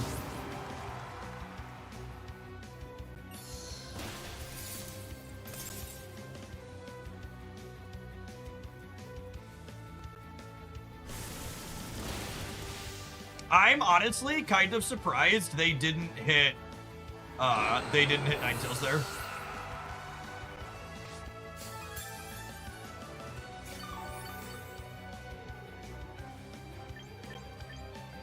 I mean, I think it's just Machta, right? Because this is a special attacker. Yeah, this was good. This was good for us. I wanted the Aerodactyl out. Not having to switch it is great.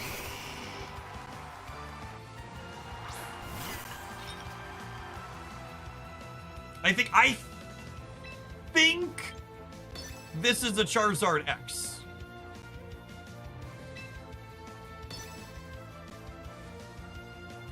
It could be a Y, but I think it's an X. We'll find out here in half a second.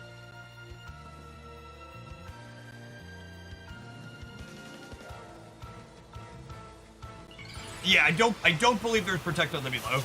Yeah, Hypnosis, Coil, Recover, Scald. Okay, it is an X. Okay.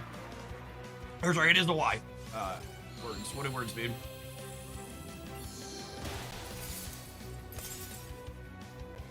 The Y is about to be faster than my teacup, though, and probably kill the teacup in the drought.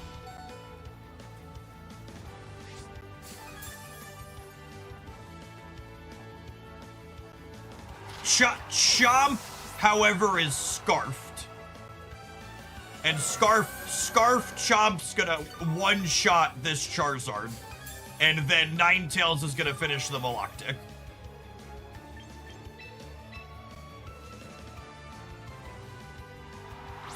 Yes, them not finishing the Ninetales is huge here. Means we have a shot.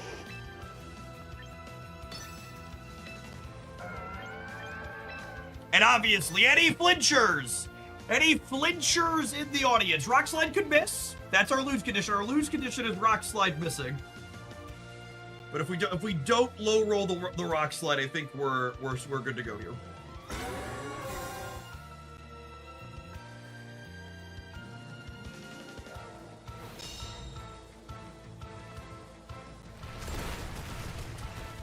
Flinchers! Any flinchers? Oh no! Oh no! No! No! No! No!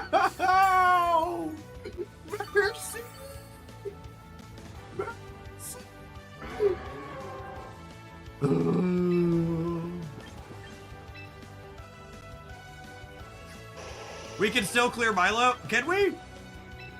Oh yeah, we're faster, yeah? We're faster, we're faster, we're faster, we're faster, we're faster, we're faster! I believe, I believe, I believe!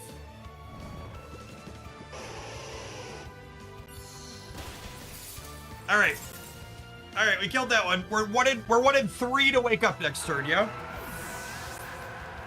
We're one in 3?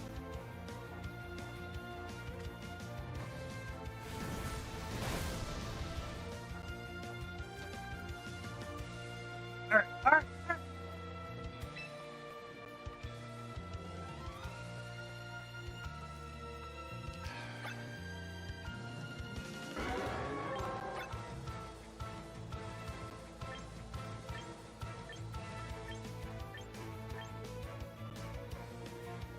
Come on, what's the play here? Is it just protect? The harsh sunlight's running out. The blizzard is super inaccurate. Yeah, it's just protect. Alright, 1/3 of the time it works every time.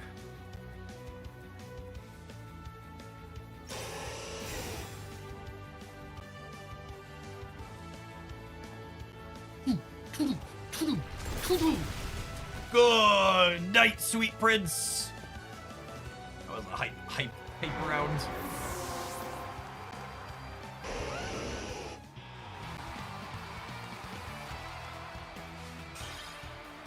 Love it. Love it.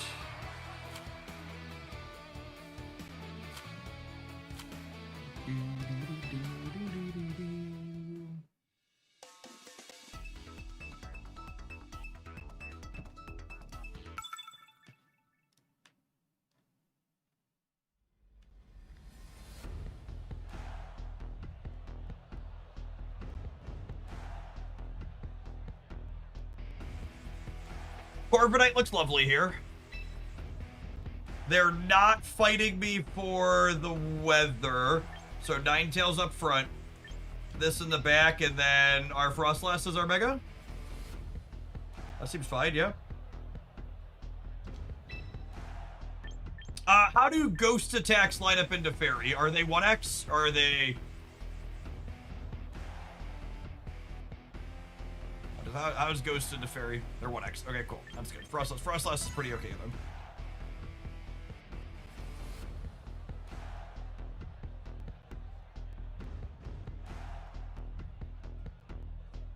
And the gimmick on the plant fire thing is when I attack Mega Scovillian, I get burned, so I should wait till we're gonna one-shot it, basically, yeah?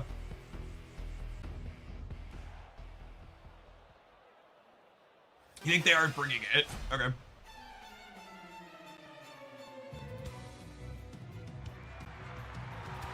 Oh, Scissor is good to us. Yeah, that's true. Oh, they're also on Frostlass.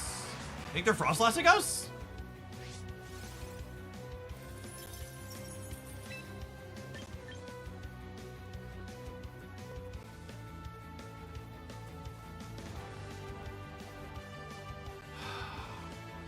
Do I ever just Brave Bird their Frostlass to open?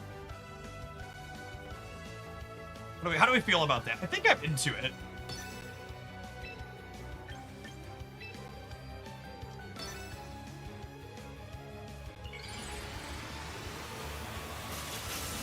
They have a def boost in snow, so what? I mean, I have to kill them at some point, right? It's mostly my def boost doesn't seem necessarily stellar.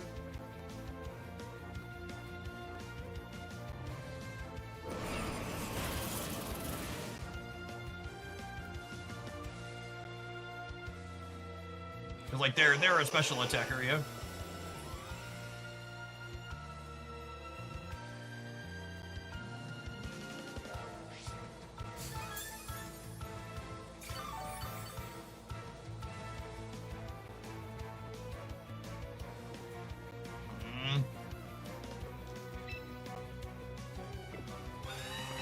Teacup seems bad to their Frostlass.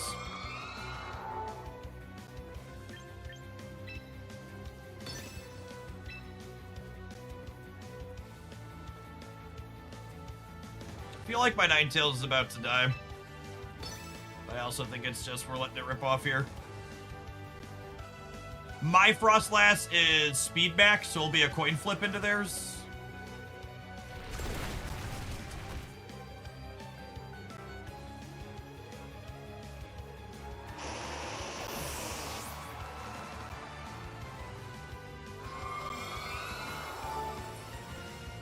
Oh, that seems good for me, yeah.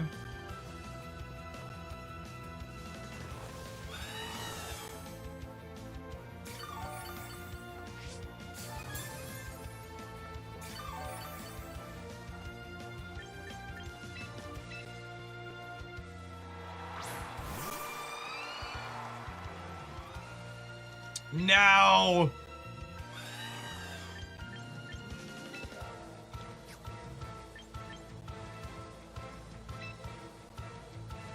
they could protect here, expecting me to double, or to go, they could protect their Frostlass, trying to rock slide my Frostlass, which is why I'm getting my Iron Defense here, because I'd rather build that up than, like, double into their Frostlass.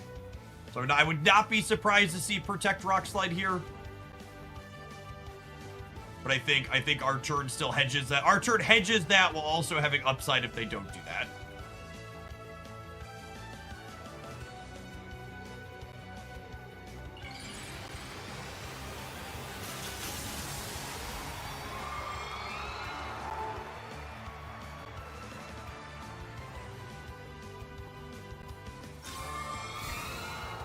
Lagabook. Oh, Lagabook. I guess if I really thought I was reading them that hard, we probably should have, just Blizzarded to hit the Aerodactyl. I hedged. I thought I knew what they were gonna do, but I hedged the outcome.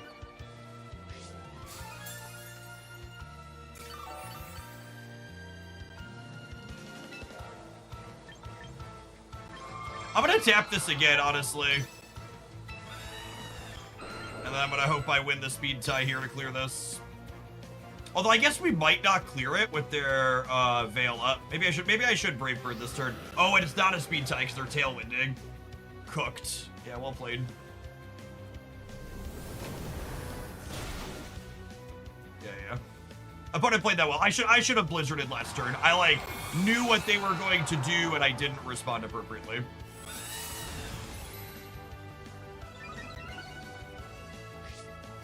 That's on me.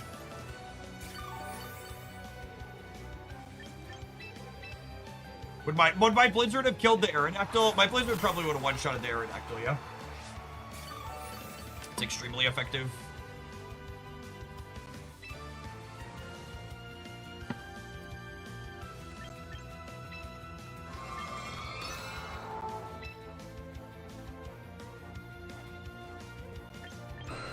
Assume my Sinistcha is dead here, but I'm gonna go ahead and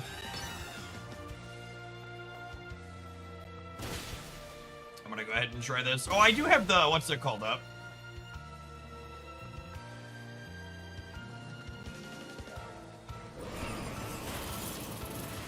Cooked. I need this body press to one-shot through Veil, which seems unlikely. But we're a Corviknight against the world at this point.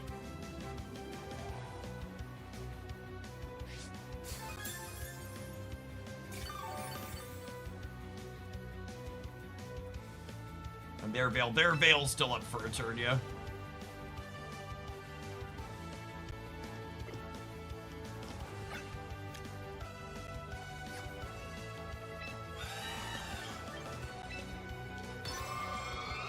We're gonna try and stall out this Tailwind.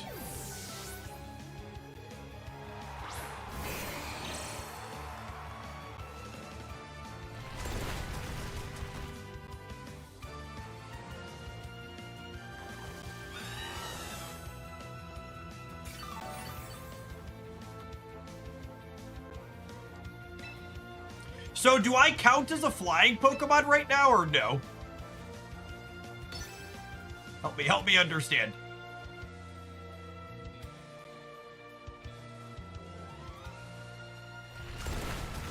Now we do. Okay. It's only for the rest of that particular turn. It's just not the turn you use it. Okay.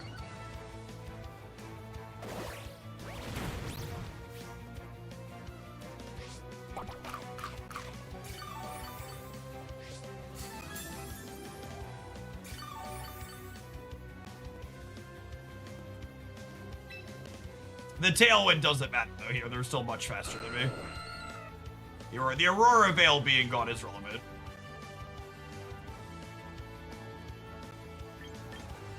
I'm gonna max the defense now.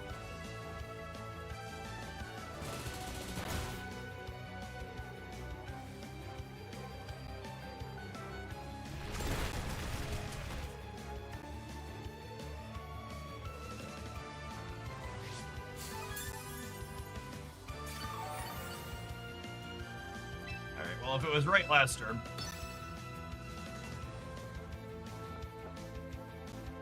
I assume the last comes back in and cooks us here, but for now we can let Corviknight fight against the world.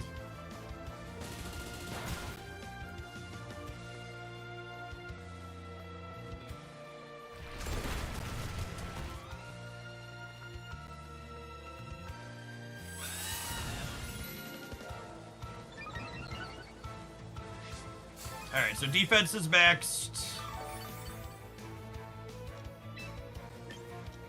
We're gonna go ahead and roost here to top off. And then we'll start clearing things out.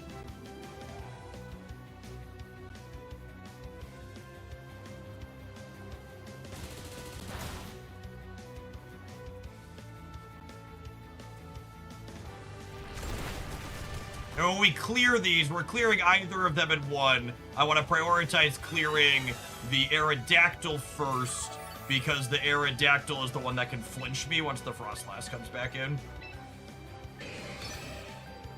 I'm gonna have a shot. We probably don't, but if I do, it's gonna involve not getting flinched most likely.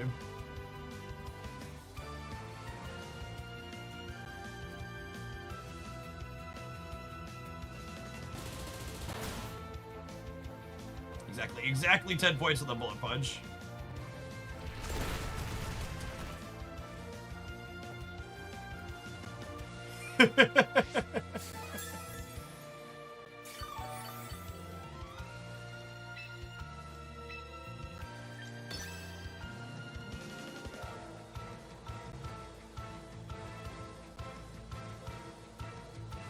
I thought we were gonna have enough time. I think I can snooze the ads. Pre-rolls are gonna turn on before this game is done, though.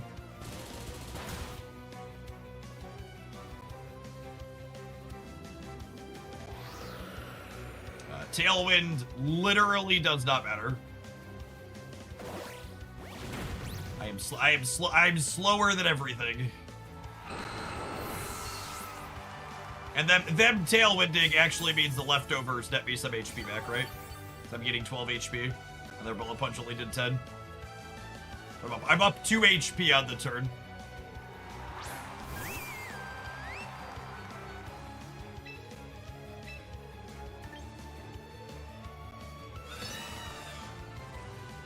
Definitely should have put the Frostlass in. I don't know why they're putting out this other non-Frostlass character. Okay, there's the Frostlass. Is Primarina also a special attacker? Actually don't know the answer to that. Yes. Okay.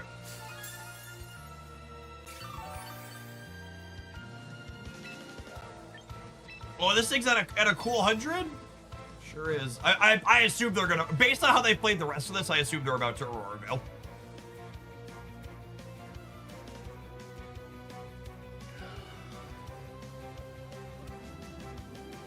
Oh, they're blizzarding. Gamer, how you could have done that much sooner. Look at how much damage you did. Ah, rats. Unlucky.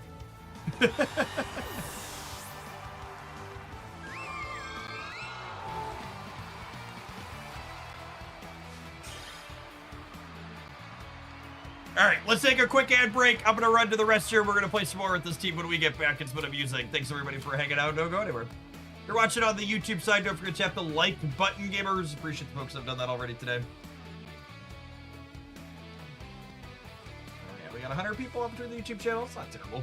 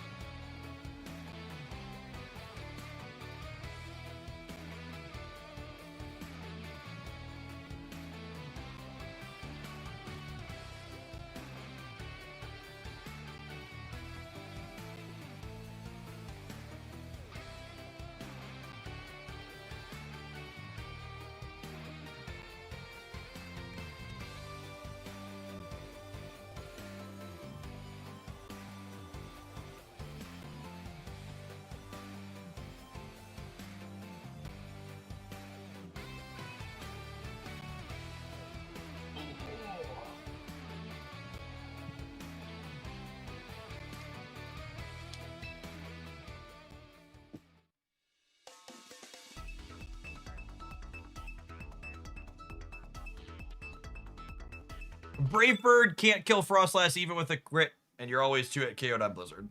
Sounds right.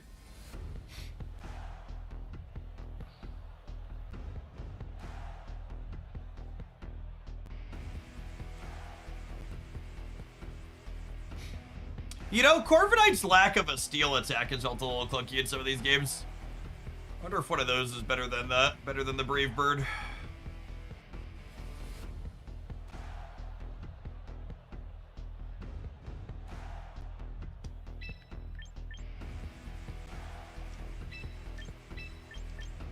I think it's just these friends. I think it's just these friends.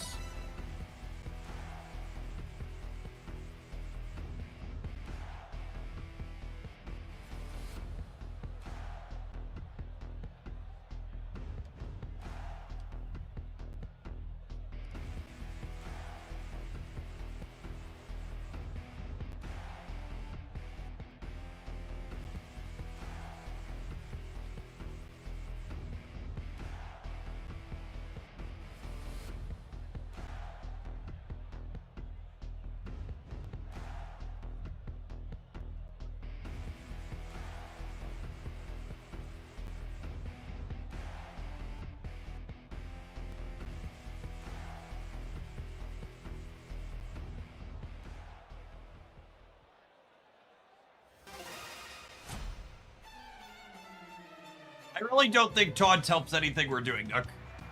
I want more coverage moves, not more utility moves on my characters that I'm playing. Like, if I was like trying to identify a problem with the Corviknight, it's that I feel like I don't have enough coverage because 2 of my attacks are not attacks. Not I want more utility on it with something like taunt.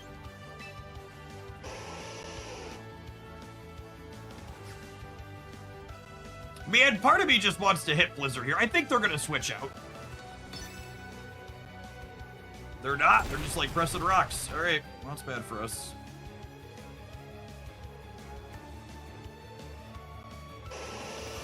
All right, that hopefully means the Ninetales lives here.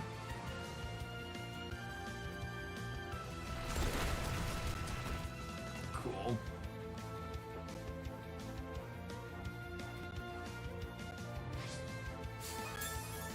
Okay, so I think when the Corviknight flinches here, I was thinking about pulling it out anyways, but I think when it flinches, we definitely pull it out. And then we just go ahead and tap the Blizzard here, because they're expecting Aerodactyl to knock out the Ninetales. So we do this and get it back up. and then we get to go ahead and tap the Blizzard and get a knockout back. Hopefully, they could be on Sash to stay alive, I suppose. But we'll live the Rock Slide now.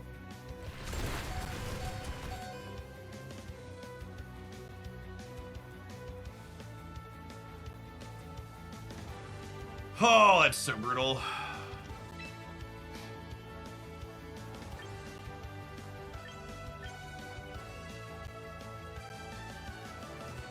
I'm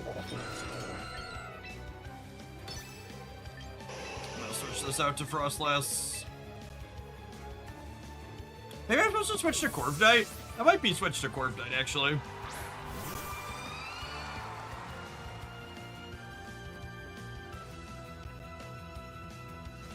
I might have been right to switch to Corviknight. Thinking about it there.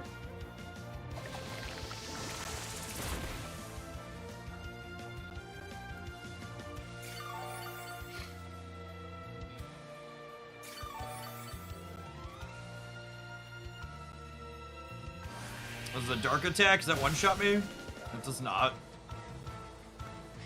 And a berry.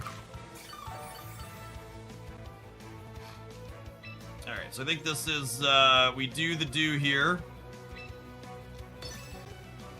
We just tap the old Blizzaroonie. What's some of my favorites so far? Aegislash and Charizard X, I think, are some of my favorites. Milotic, another one that's up there.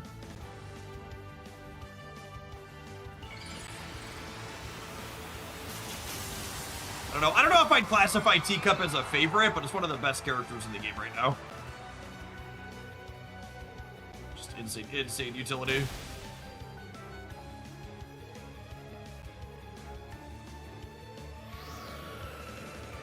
Is Rock Slide the best move in the game? It's one of them. Absolutely. How does Aurora Veil work when Aurora Veil is already up? If I Aurora Veil while it's already up, does it extend it or does it do nothing? It fails. Okay. This doesn't work. Got it. How does Sucker Punch interact with Rage Powder?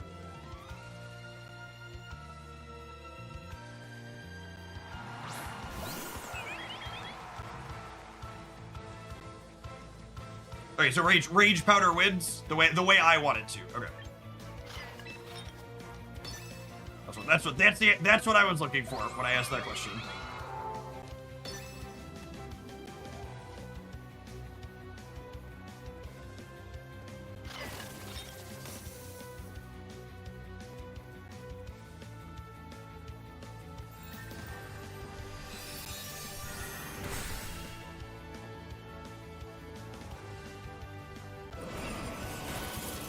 Oh, that means they didn't. That means I'm gonna get cleaved and die, huh?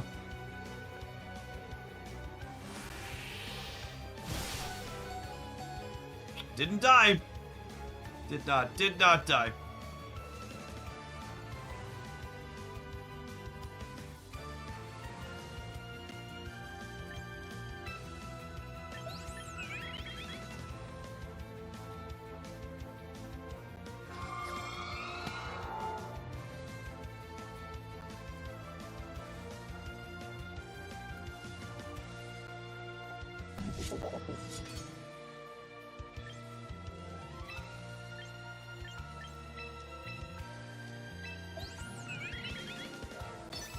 Think it's just this. Yeah, I think it's hard switch in Blizzard again.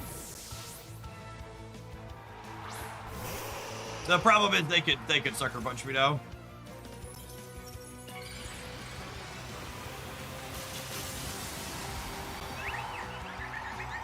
Their Moon Blast is also. If they Sucker Punch at Moon Blast, we could be in trouble.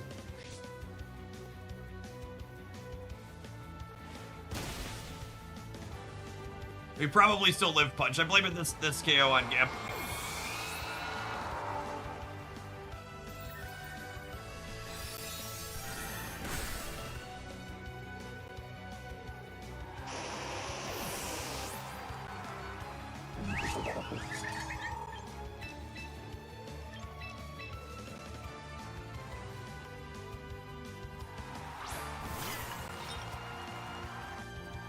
Wait, do I get the matcha or did I put those into the wrong order? Okay, I get the matchas. Cool.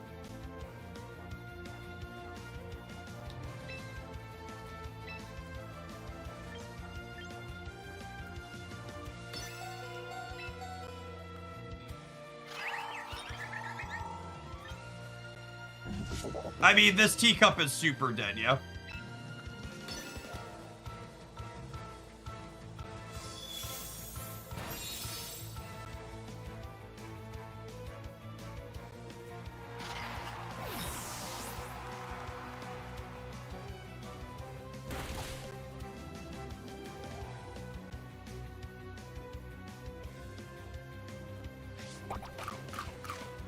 We kill this through Chopple, yeah?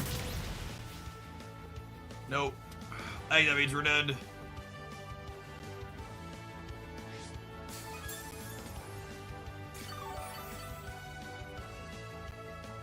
Oh, that's why it went first. I was surprised it went first. I forgot they had Tailwind.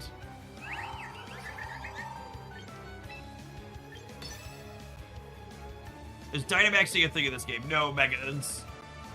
Megas are the gimmick to start.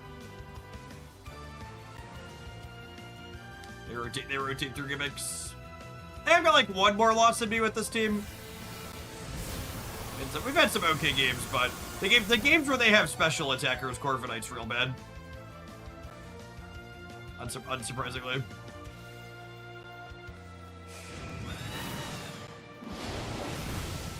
Kamikaze Bird.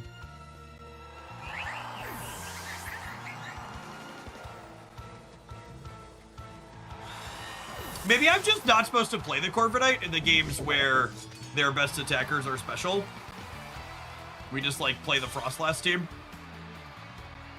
That could be the angle too, as we look at what they're doing and when they're not a physical attacker, we do something different.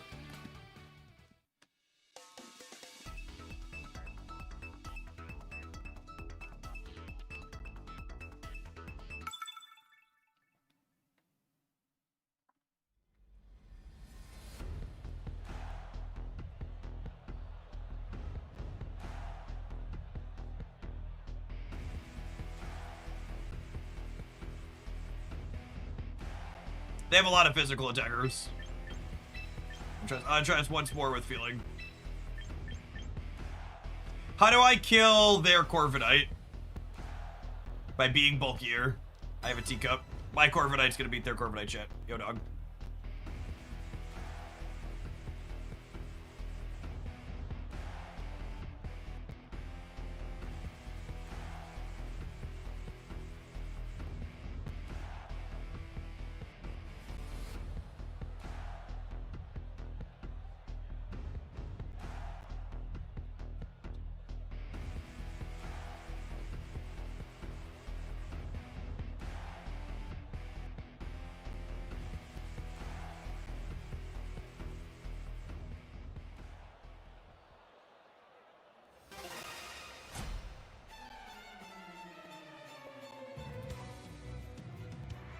We do not have a steel move. I've been going back and forth on that. Only iron defense. I also wonder if, because we're on teacup in the back, I wonder if we necessarily need roost. Could be a thought as well.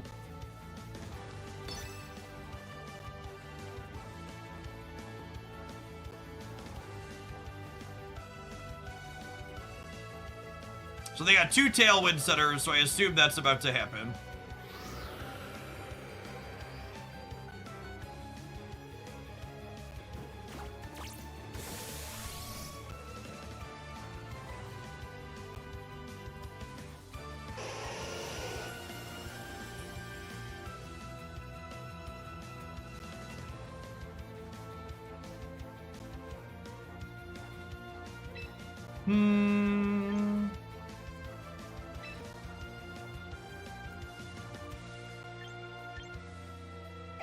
When you're recruiting a Pokemon, what are you looking for? Just the Pokemon itself, or anything about stats or nature? Just the Pokemon itself. You can change everything else.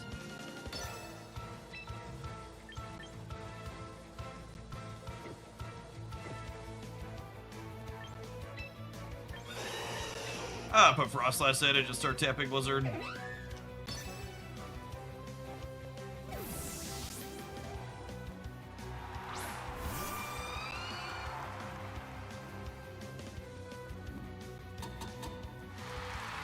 I should have expected that after they taunted.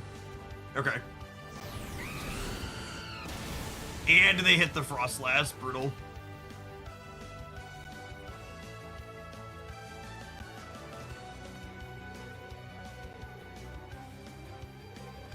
Kinda just can't play the game.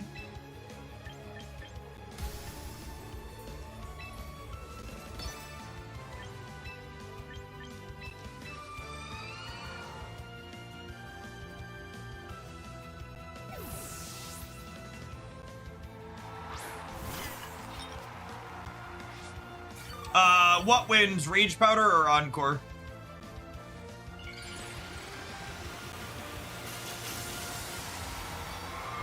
Rage, alright.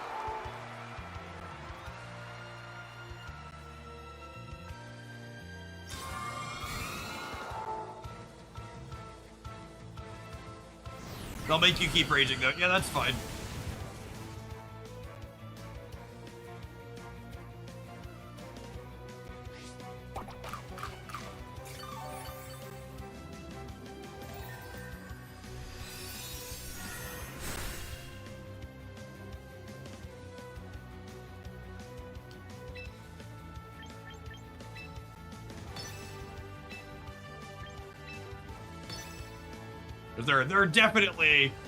They're definitely encoring Frostlass.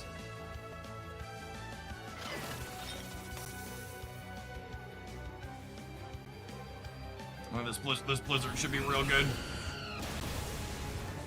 Oh, were they not? Interesting. We had to get cooked by a Moonblast? Interesting, alright. I mean, I guess that's good for us, but if they had Encore, it would have been bricked, yeah.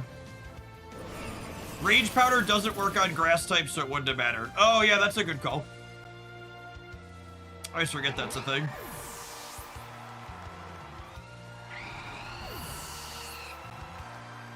Alright, how long is left on...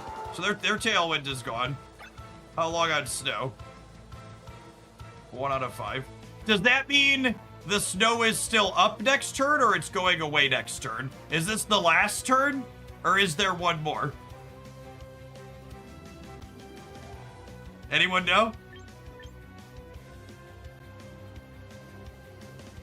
The turn you're going into is the last one.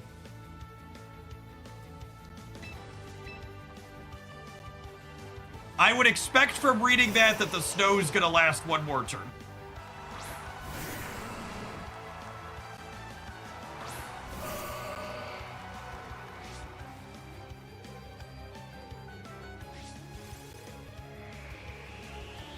Oh, but we know they have Tyranitar in the back.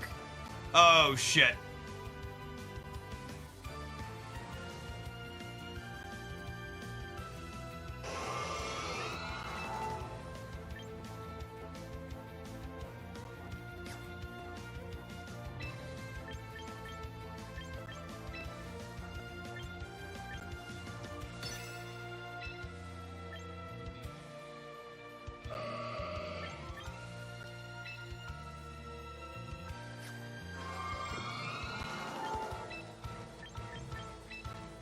I'm switching this out so I can reset the weather again after they clear the Frostlass.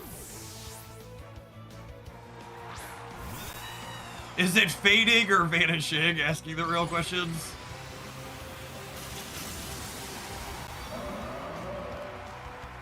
Yeah, Corv should be pretty well positioned here, I agree.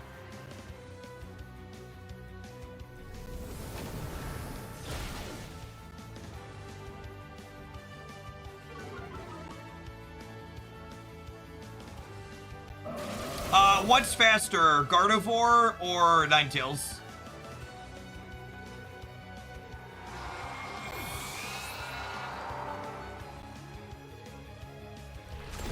Ninetales. Okay, so that's really good for us then. Yeah, I'm full zooming. No Scarf, but I'm full zooming. And Ninetales is definitely faster than What's this name? So this switch out means we get to pull the Sandstorm off. Which means I get to go ahead and Blizzard with impunity.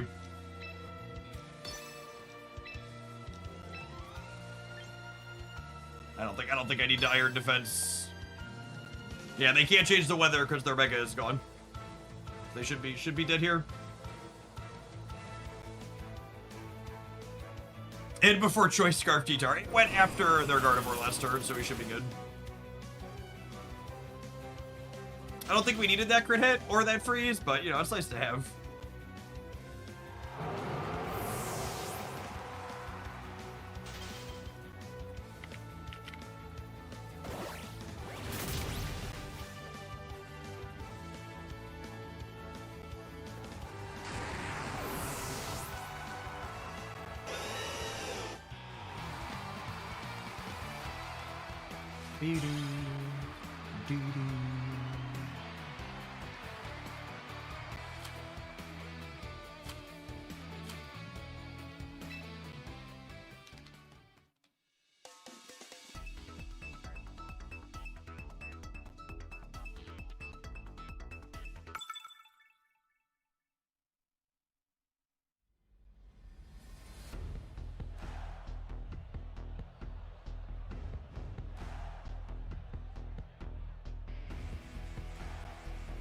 Man, Corviknight's nuts here, right?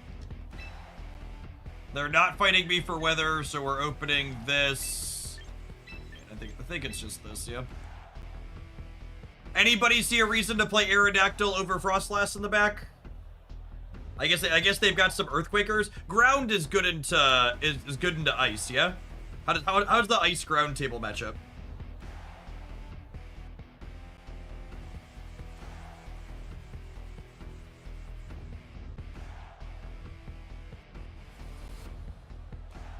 Oh, the sand cone can spit out sand. That's good to know. Huh?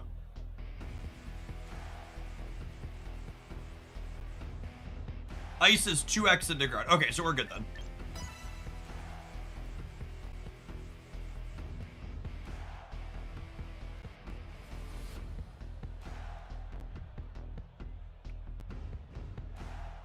But steel is good into ice, right? But Corviknight covers their steel friends. Ice is super versus ground, weak into steel.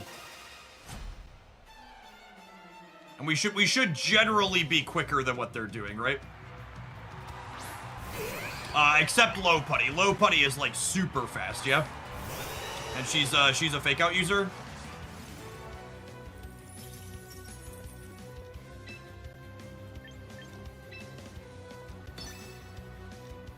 This might be a spew, but I want to just get a quick vibe check on what they're doing here with the Protect the first turn. If they're hip to the Aura Veil, they probably fake out the A9. If they fake out the Corviknight, I feel pretty bad about this open, but I think they probably want to try and stop the Aurora Veil.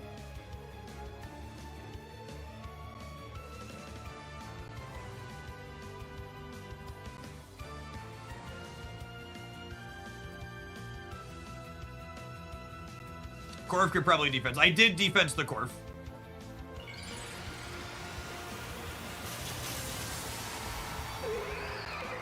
I think they're incentivized to go after my A9.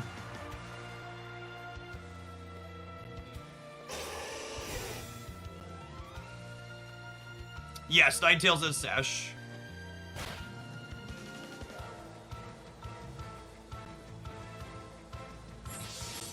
Alright, just the most punished I could possibly be for the opening I chose. Actually a worst case scenario.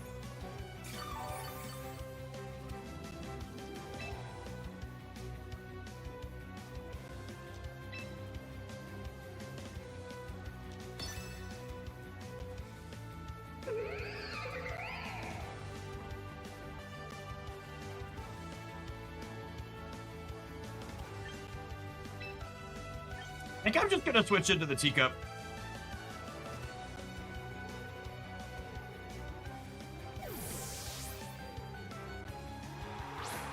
I don't love not getting a big heal out of this, but against these two Pokemon, I don't really need a big heal, so.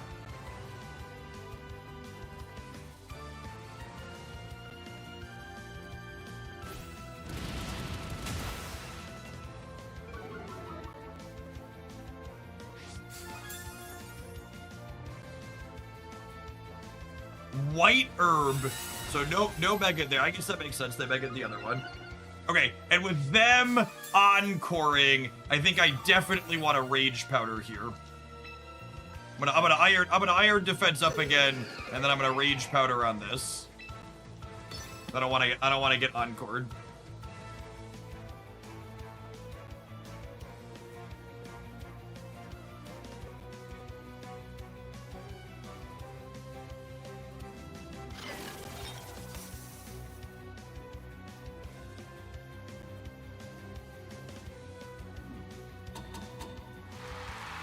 So we read the encore was coming correctly.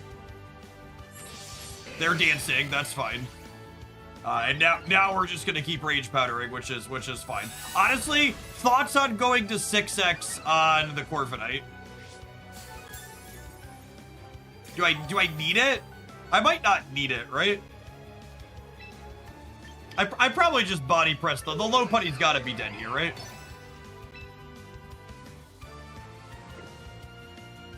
Although, do we think this one-shots the Scissor?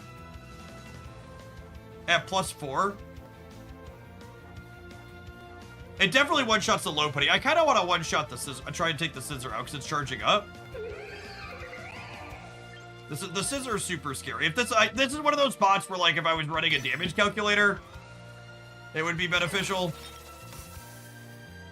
Yeah, the Scissor's kind of bulky. It might be right to go for. It might be right to go for one more plus here.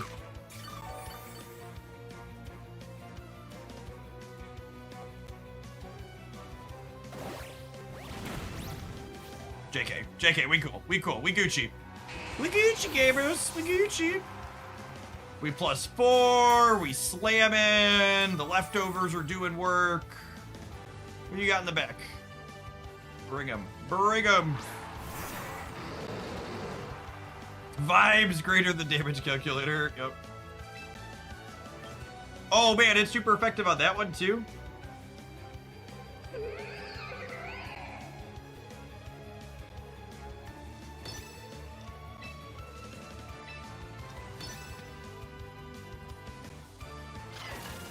He's a dark dragon. I think you prioritize the special attacker. Yeah, absolutely. Spread! Oh, that's scary.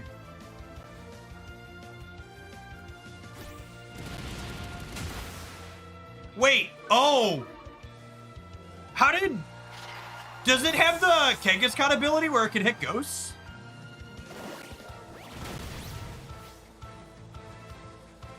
It does. Okay, cool. I mean, that's bad for me, but it's neat to know.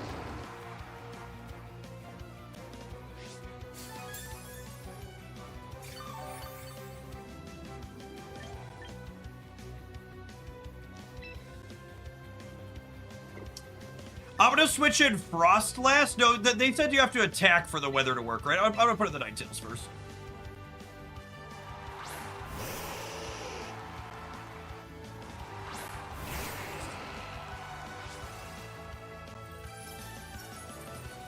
Okay, so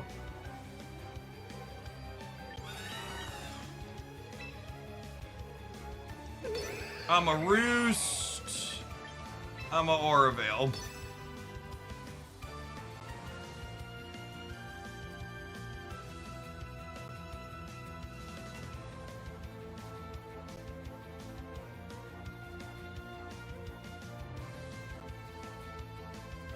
If Corviknight gets this roof toss, it's probably not getting it off. Oh my goodness, I cannot believe we lived that.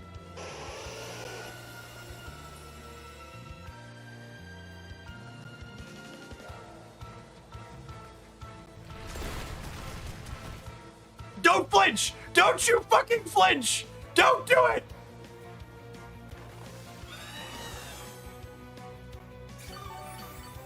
Live, you beautiful bastard, live! He's immortal, chat. He's immortal.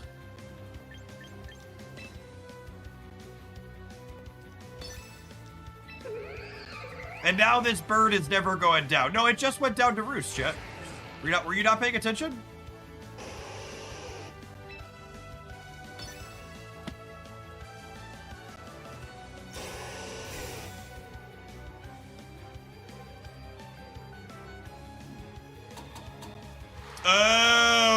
Oh, I forgot about that. Oh, shoot. And I just used protect. So now they're gonna encore my protect, right?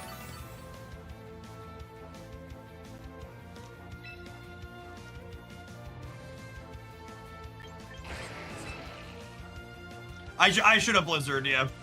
It's fine. It's fine.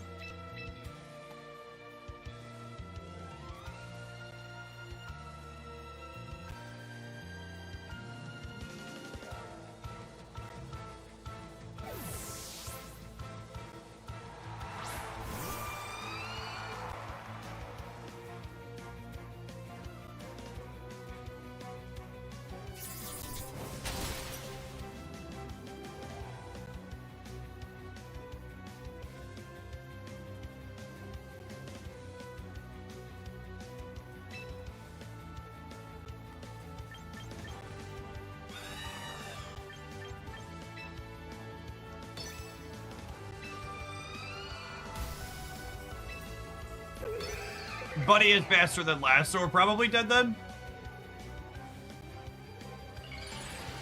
Are they gonna get us? Encore fails, you run out of PP, so you probably still win the long game. Okay, good to know. I wasn't sure how that was about to work. Because this probably kills the Frostlass, yeah?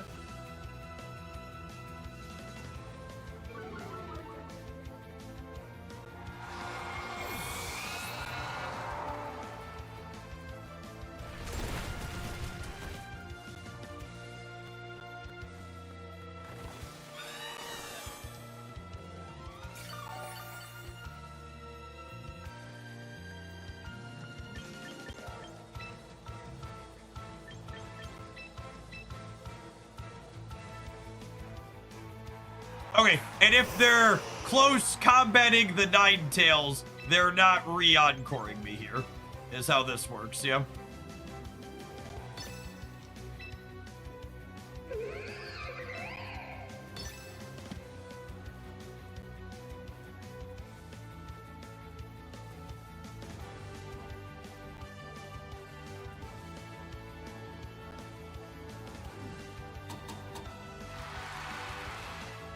Because Blizzard, the what's it called? It's close combat in a bunch. So this Blizzard should clear it. Yeah. Okay. So now we just have to roost. They could be playing for the timeout, I suppose. Because I have to roost what, 3 more times now?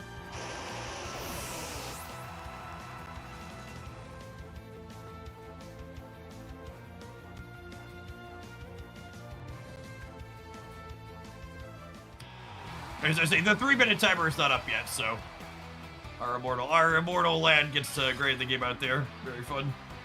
Got him. Carried through my couple of mistakes. And that's, you know, you'll often hear people say things like, that team's not bad, it's just hard to play. But a sign of a team that's actually powerful and perhaps good is you can make a mistake and the strength of the team is going to allow you to carry through mistakes periodically. And Corviknight definitely did that there with how polarizingly strong he was into their physical attackers. I almost lost to the encore. Oh, wait, hold on. We need to run an advert. All right, have an advert, gamers. We're going to play some more of this afterwards. Thanks for hanging out. Don't go anywhere. That was solid. Yeah.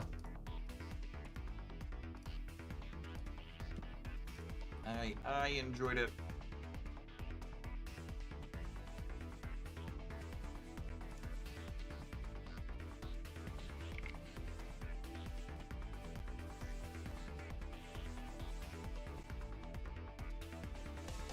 Is Mega Lopunny good?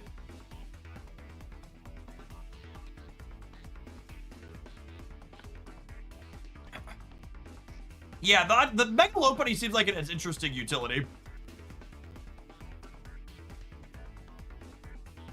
Another one that's looked interesting against me that I haven't played yet is what do people think of Serena?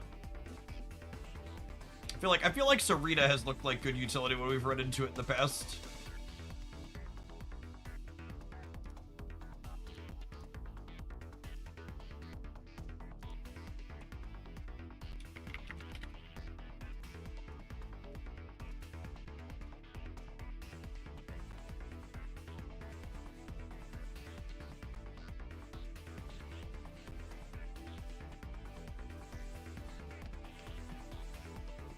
Against players not making mistakes, I expect the threat of Encore is more dangerous than Encore itself. Yeah, it kind of warps how your opponent's allowed to, like, choose Protect and stuff, right?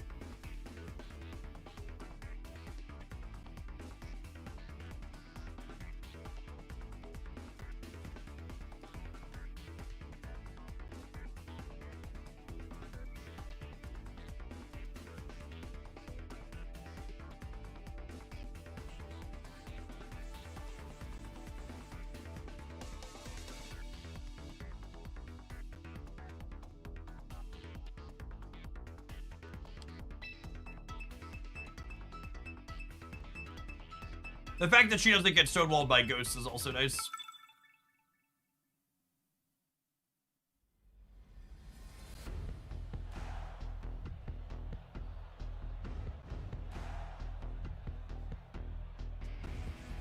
Is that a Venusaur without a Charizard? Is that legal?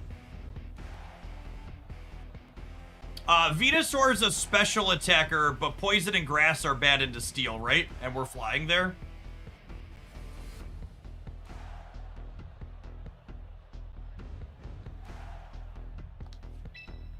So, Pelipper can set Rain, so I think I'm actually Frostlass up front instead of Ninetales up front, because my Ninetale will be faster than Pelipper, meaning we set Snow and then they set Rain. So I want to Frostlass Mega Evolve to get the Snow and then Aurora Veil with that. Is the game plan here. So same 4, we've been bringing a lot, but I'm changing which ice one is in front because they have a weather center.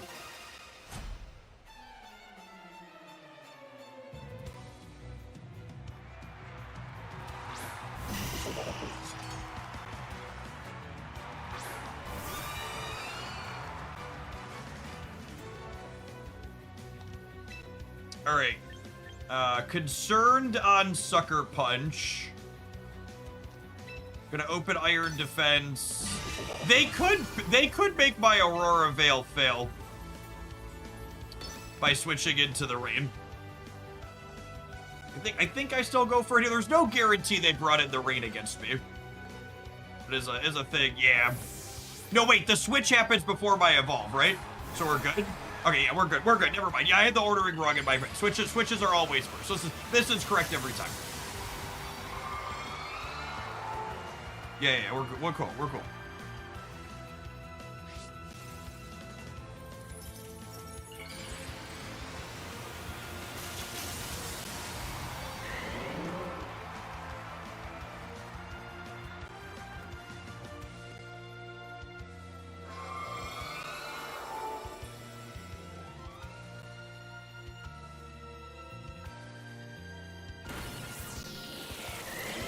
That's a pretty big hit through my Veil.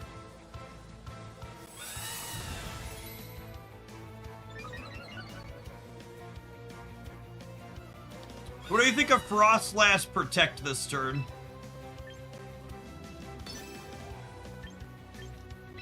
I think I'm into it. Because the Basky Legion's gonna go faster than me, yeah? It's probably just the body press that scared off the Gambit. Yeah, that's fair.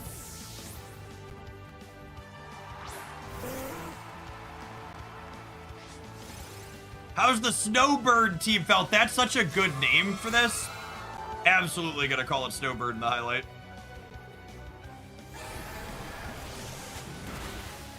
Okay, they predicted the Protect. That's pretty good.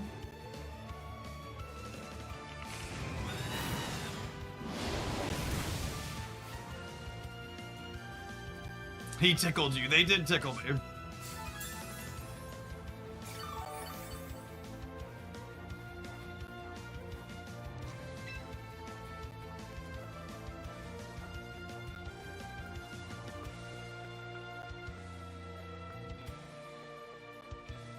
Is Frostblast faster than the fish? Not in rain. It's probably Swift Swim, right?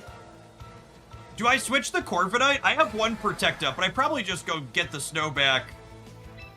I think I just get the Snow back and then Shadow Ball. So I should be faster outside of with proper weather. It sucks to give up the +2 defense we built, but I think it's right for the weather control plus the ball here. Basky Legion has an ability that makes it, oh my gosh, they lived that? That's so brutal.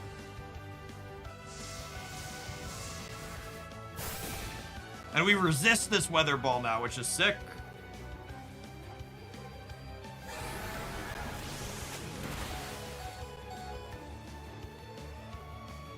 Oh, recoil damage finishes. That's really good for us.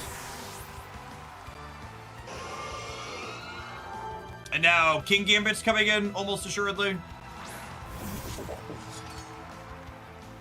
And King Gambit comes in, so I'm going to go ahead and Blizzard to get a little bit of spread here, and then we'll switch this into the Corviknight.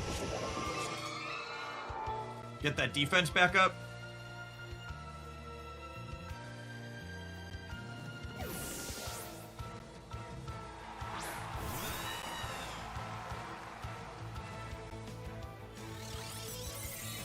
Excellent play from them here. Wide guard's such a solid attack. I feel like I should probably be playing more wide guard in general.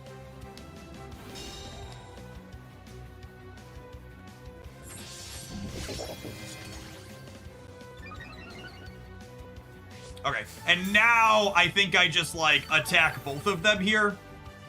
I'm gonna play around the Wise Guard. We're gonna freeze drive this. We're gonna body press that. The King Gambit usually has a berry that lets it take less damage from the first fighting hit, so I don't think getting my plus attack up here really matters. It's going to take me 2 shots regardless. Yeah, cool. Then they wide guarded again, and we just like completely play around it. Yes, wide guard explicitly counters spread attacks, and so single targets go through here.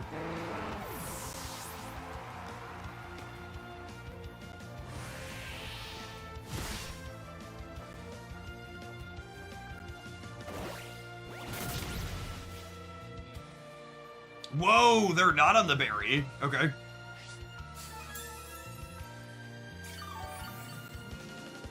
Yes, you could also wide guard every single turn, but it does nothing for single attacks. It's a really neat design. Super, super interesting.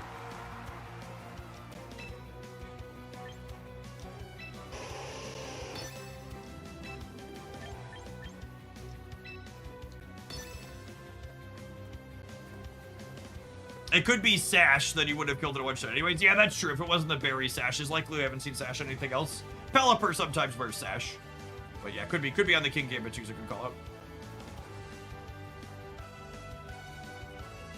I'm hoping the Blizzard's enough to do 5% here, despite being a spread and not very effective. Oh, it's just protecting, sure. Really happy we spread. Spread plus heal here looking really good into protect.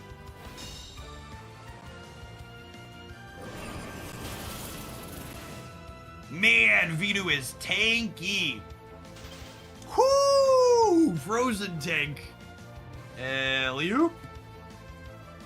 Okay, can someone please explain to me how you can thaw out the first turn, but I can't wake up from sleep the first turn? Make it make sense. Because I don't get it.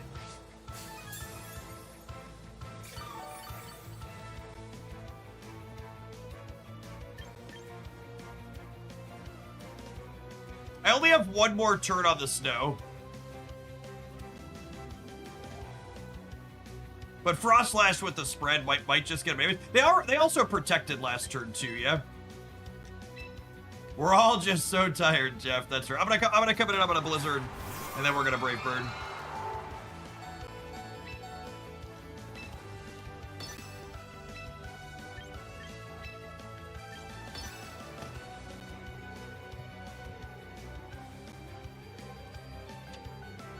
freeze is never an intentional status a la Thunder Wave or Sleep Powder. Yeah, but sleep being intentional seems like more reason for you to be able to wake up from it.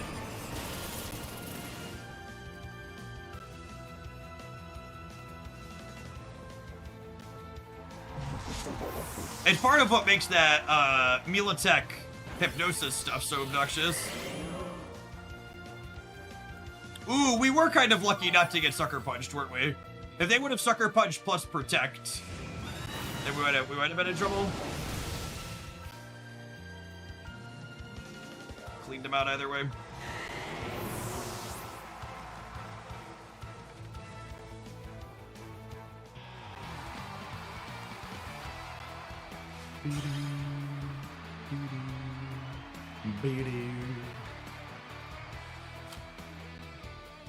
Win streaking, gamers. Can we get to 1900? We get to 1900 before we're done?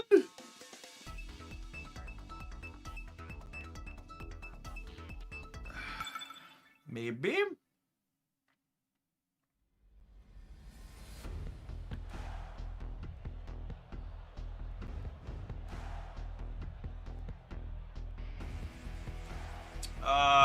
Looks like a sudden team, yeah?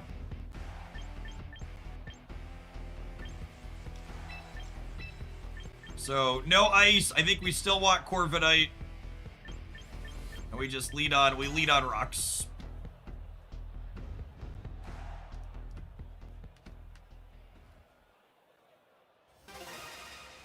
Oh, that low putty team is super interesting.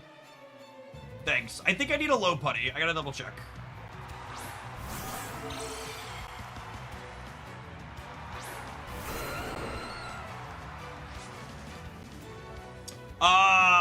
Dragapult is one of the few things that's much faster than us, yeah?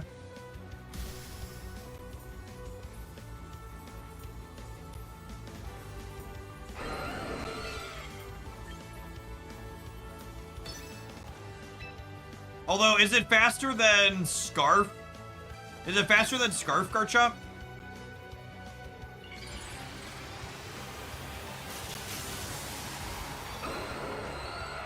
Scarf Chomp's at 1.5, yeah?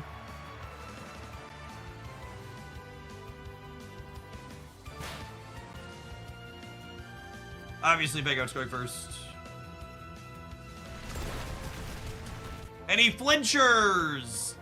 Any flinchers? Flinchers?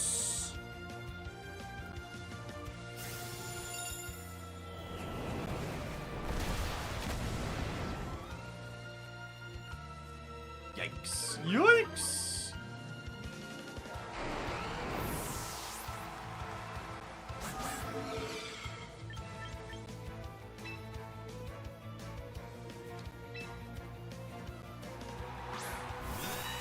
If they have the sun in the back, we're probably cooked. Actually, what I need to do is I need to pull the Aerodactyl out.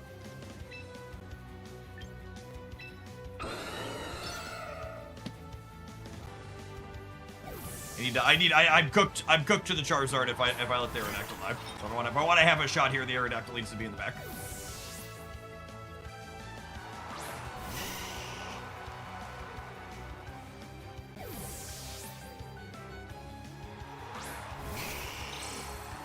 That's wild.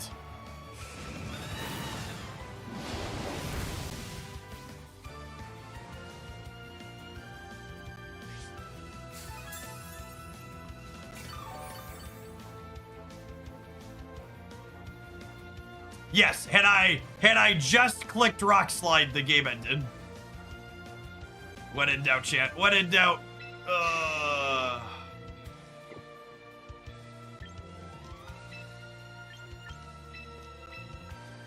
Okay.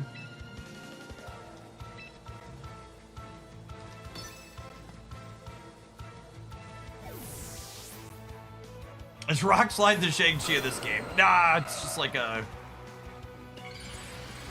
I don't know what a good comparison is, actually. We might just be dead here. The heat wave might clean us out.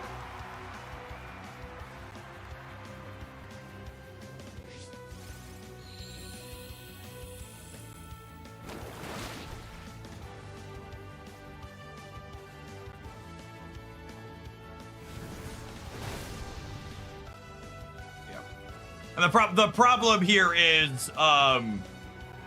they're gonna get to switch their Pokemon out. I'm gonna have to hit like 12 flinches in a row here. That's what it's gonna come down to. Because they have their backline still.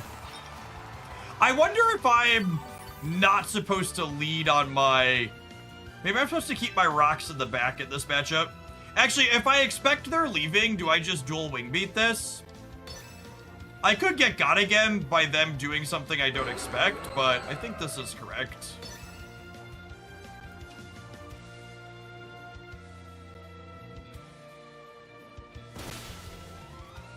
Yeah, they left the Charizard in. So again, should have just pressed Rock Slide.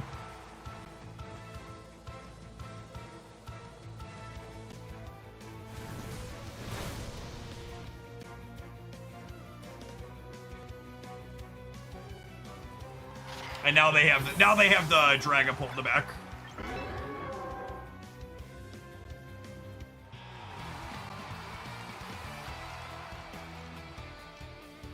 I should have just kept the Faith Gem.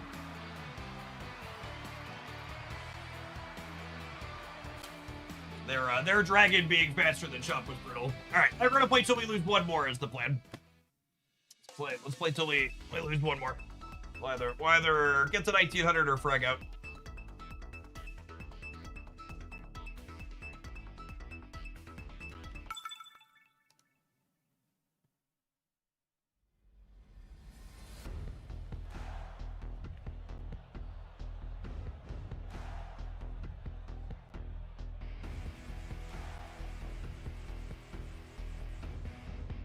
So Mega Scovillion or Mega Scizor. I think we're just setting up our ice friends here.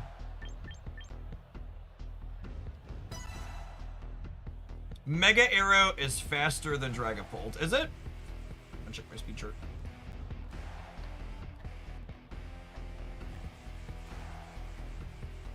Oh, it is. It is the fastest. Mega Alakazam and Mega Aerodactyl are the fastest. Good call out. Good to know. I guess I technically had a shot there with flinches then.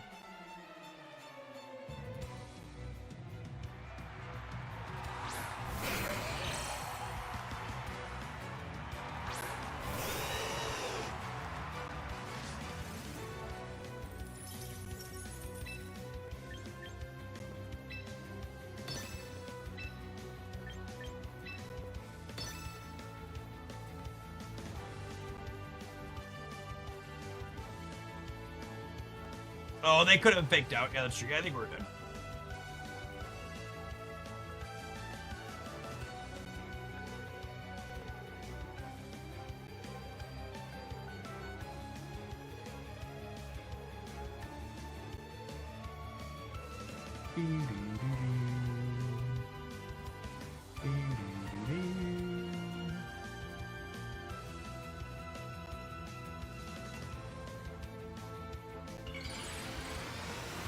Okay, so this is, whenever this thing takes any attack, it burns the thing that's hitting it with the attack, right? It doesn't matter if it's contact or not.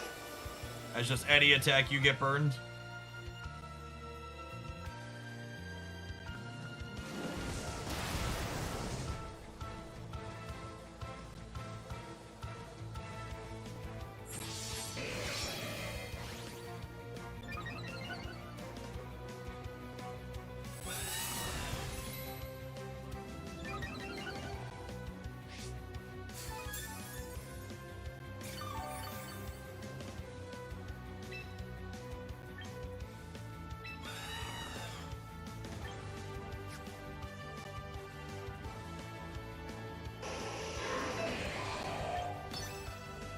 That thing's not particularly tanky, though. I'm going to switch to the teacup to live... I'm going to switch to the teacup so that way we live the what's it called? They also might be close combating my Ninetales this turn, so we live the flamethrower now.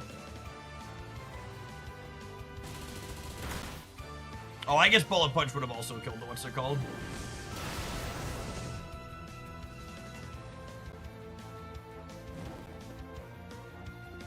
Oh, the bird here before my Brave Bird means we're not clearing them. That's a really big deal. Oh, we weren't clearing them either way.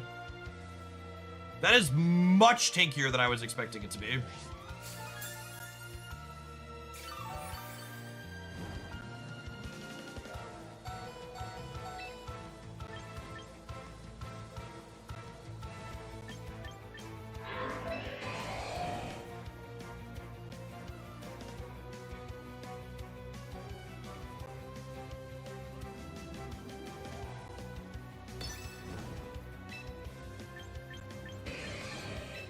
What a rage powder to try and get a hit in with the Corviknight.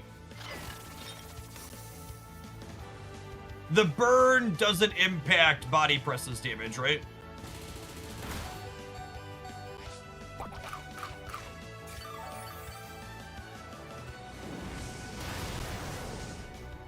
Oh, rage powder doesn't impact. Fuck, it doesn't impact grass Pokemon.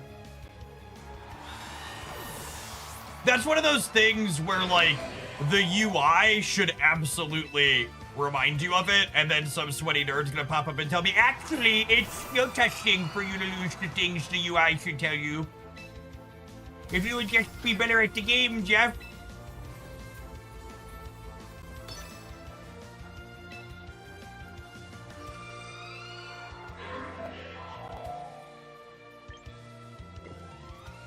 I think we're dead. Well, we tried.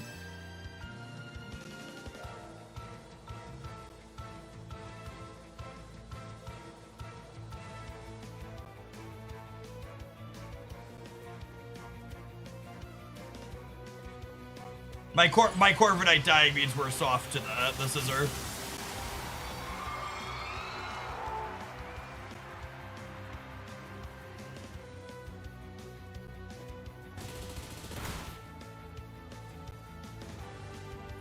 I don't know that I expect this Blizzard to clear since it's a spread attack. If the Blizzard doesn't clear, we're cooked. Honestly, maybe I should use the non-spread attack to try and get the clear here. Is probably what's supposed to happen, because I assume the flamethrower gets us on the backswing. And the scissor is so tinky anyways.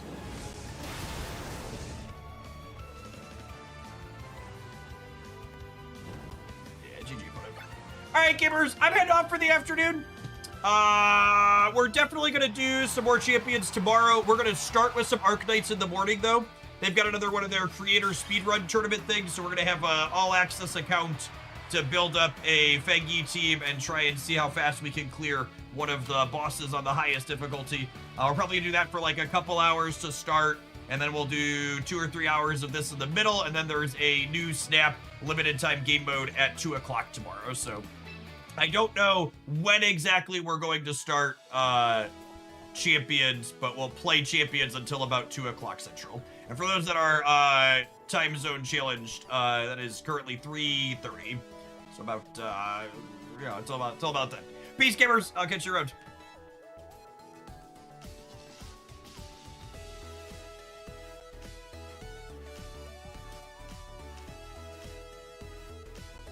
Don't forget to watch the highlight on the YouTube channel today, gamers. There's a new one of those. New highlight today on the Pokemon channel. Don't forget to watch it. Bye.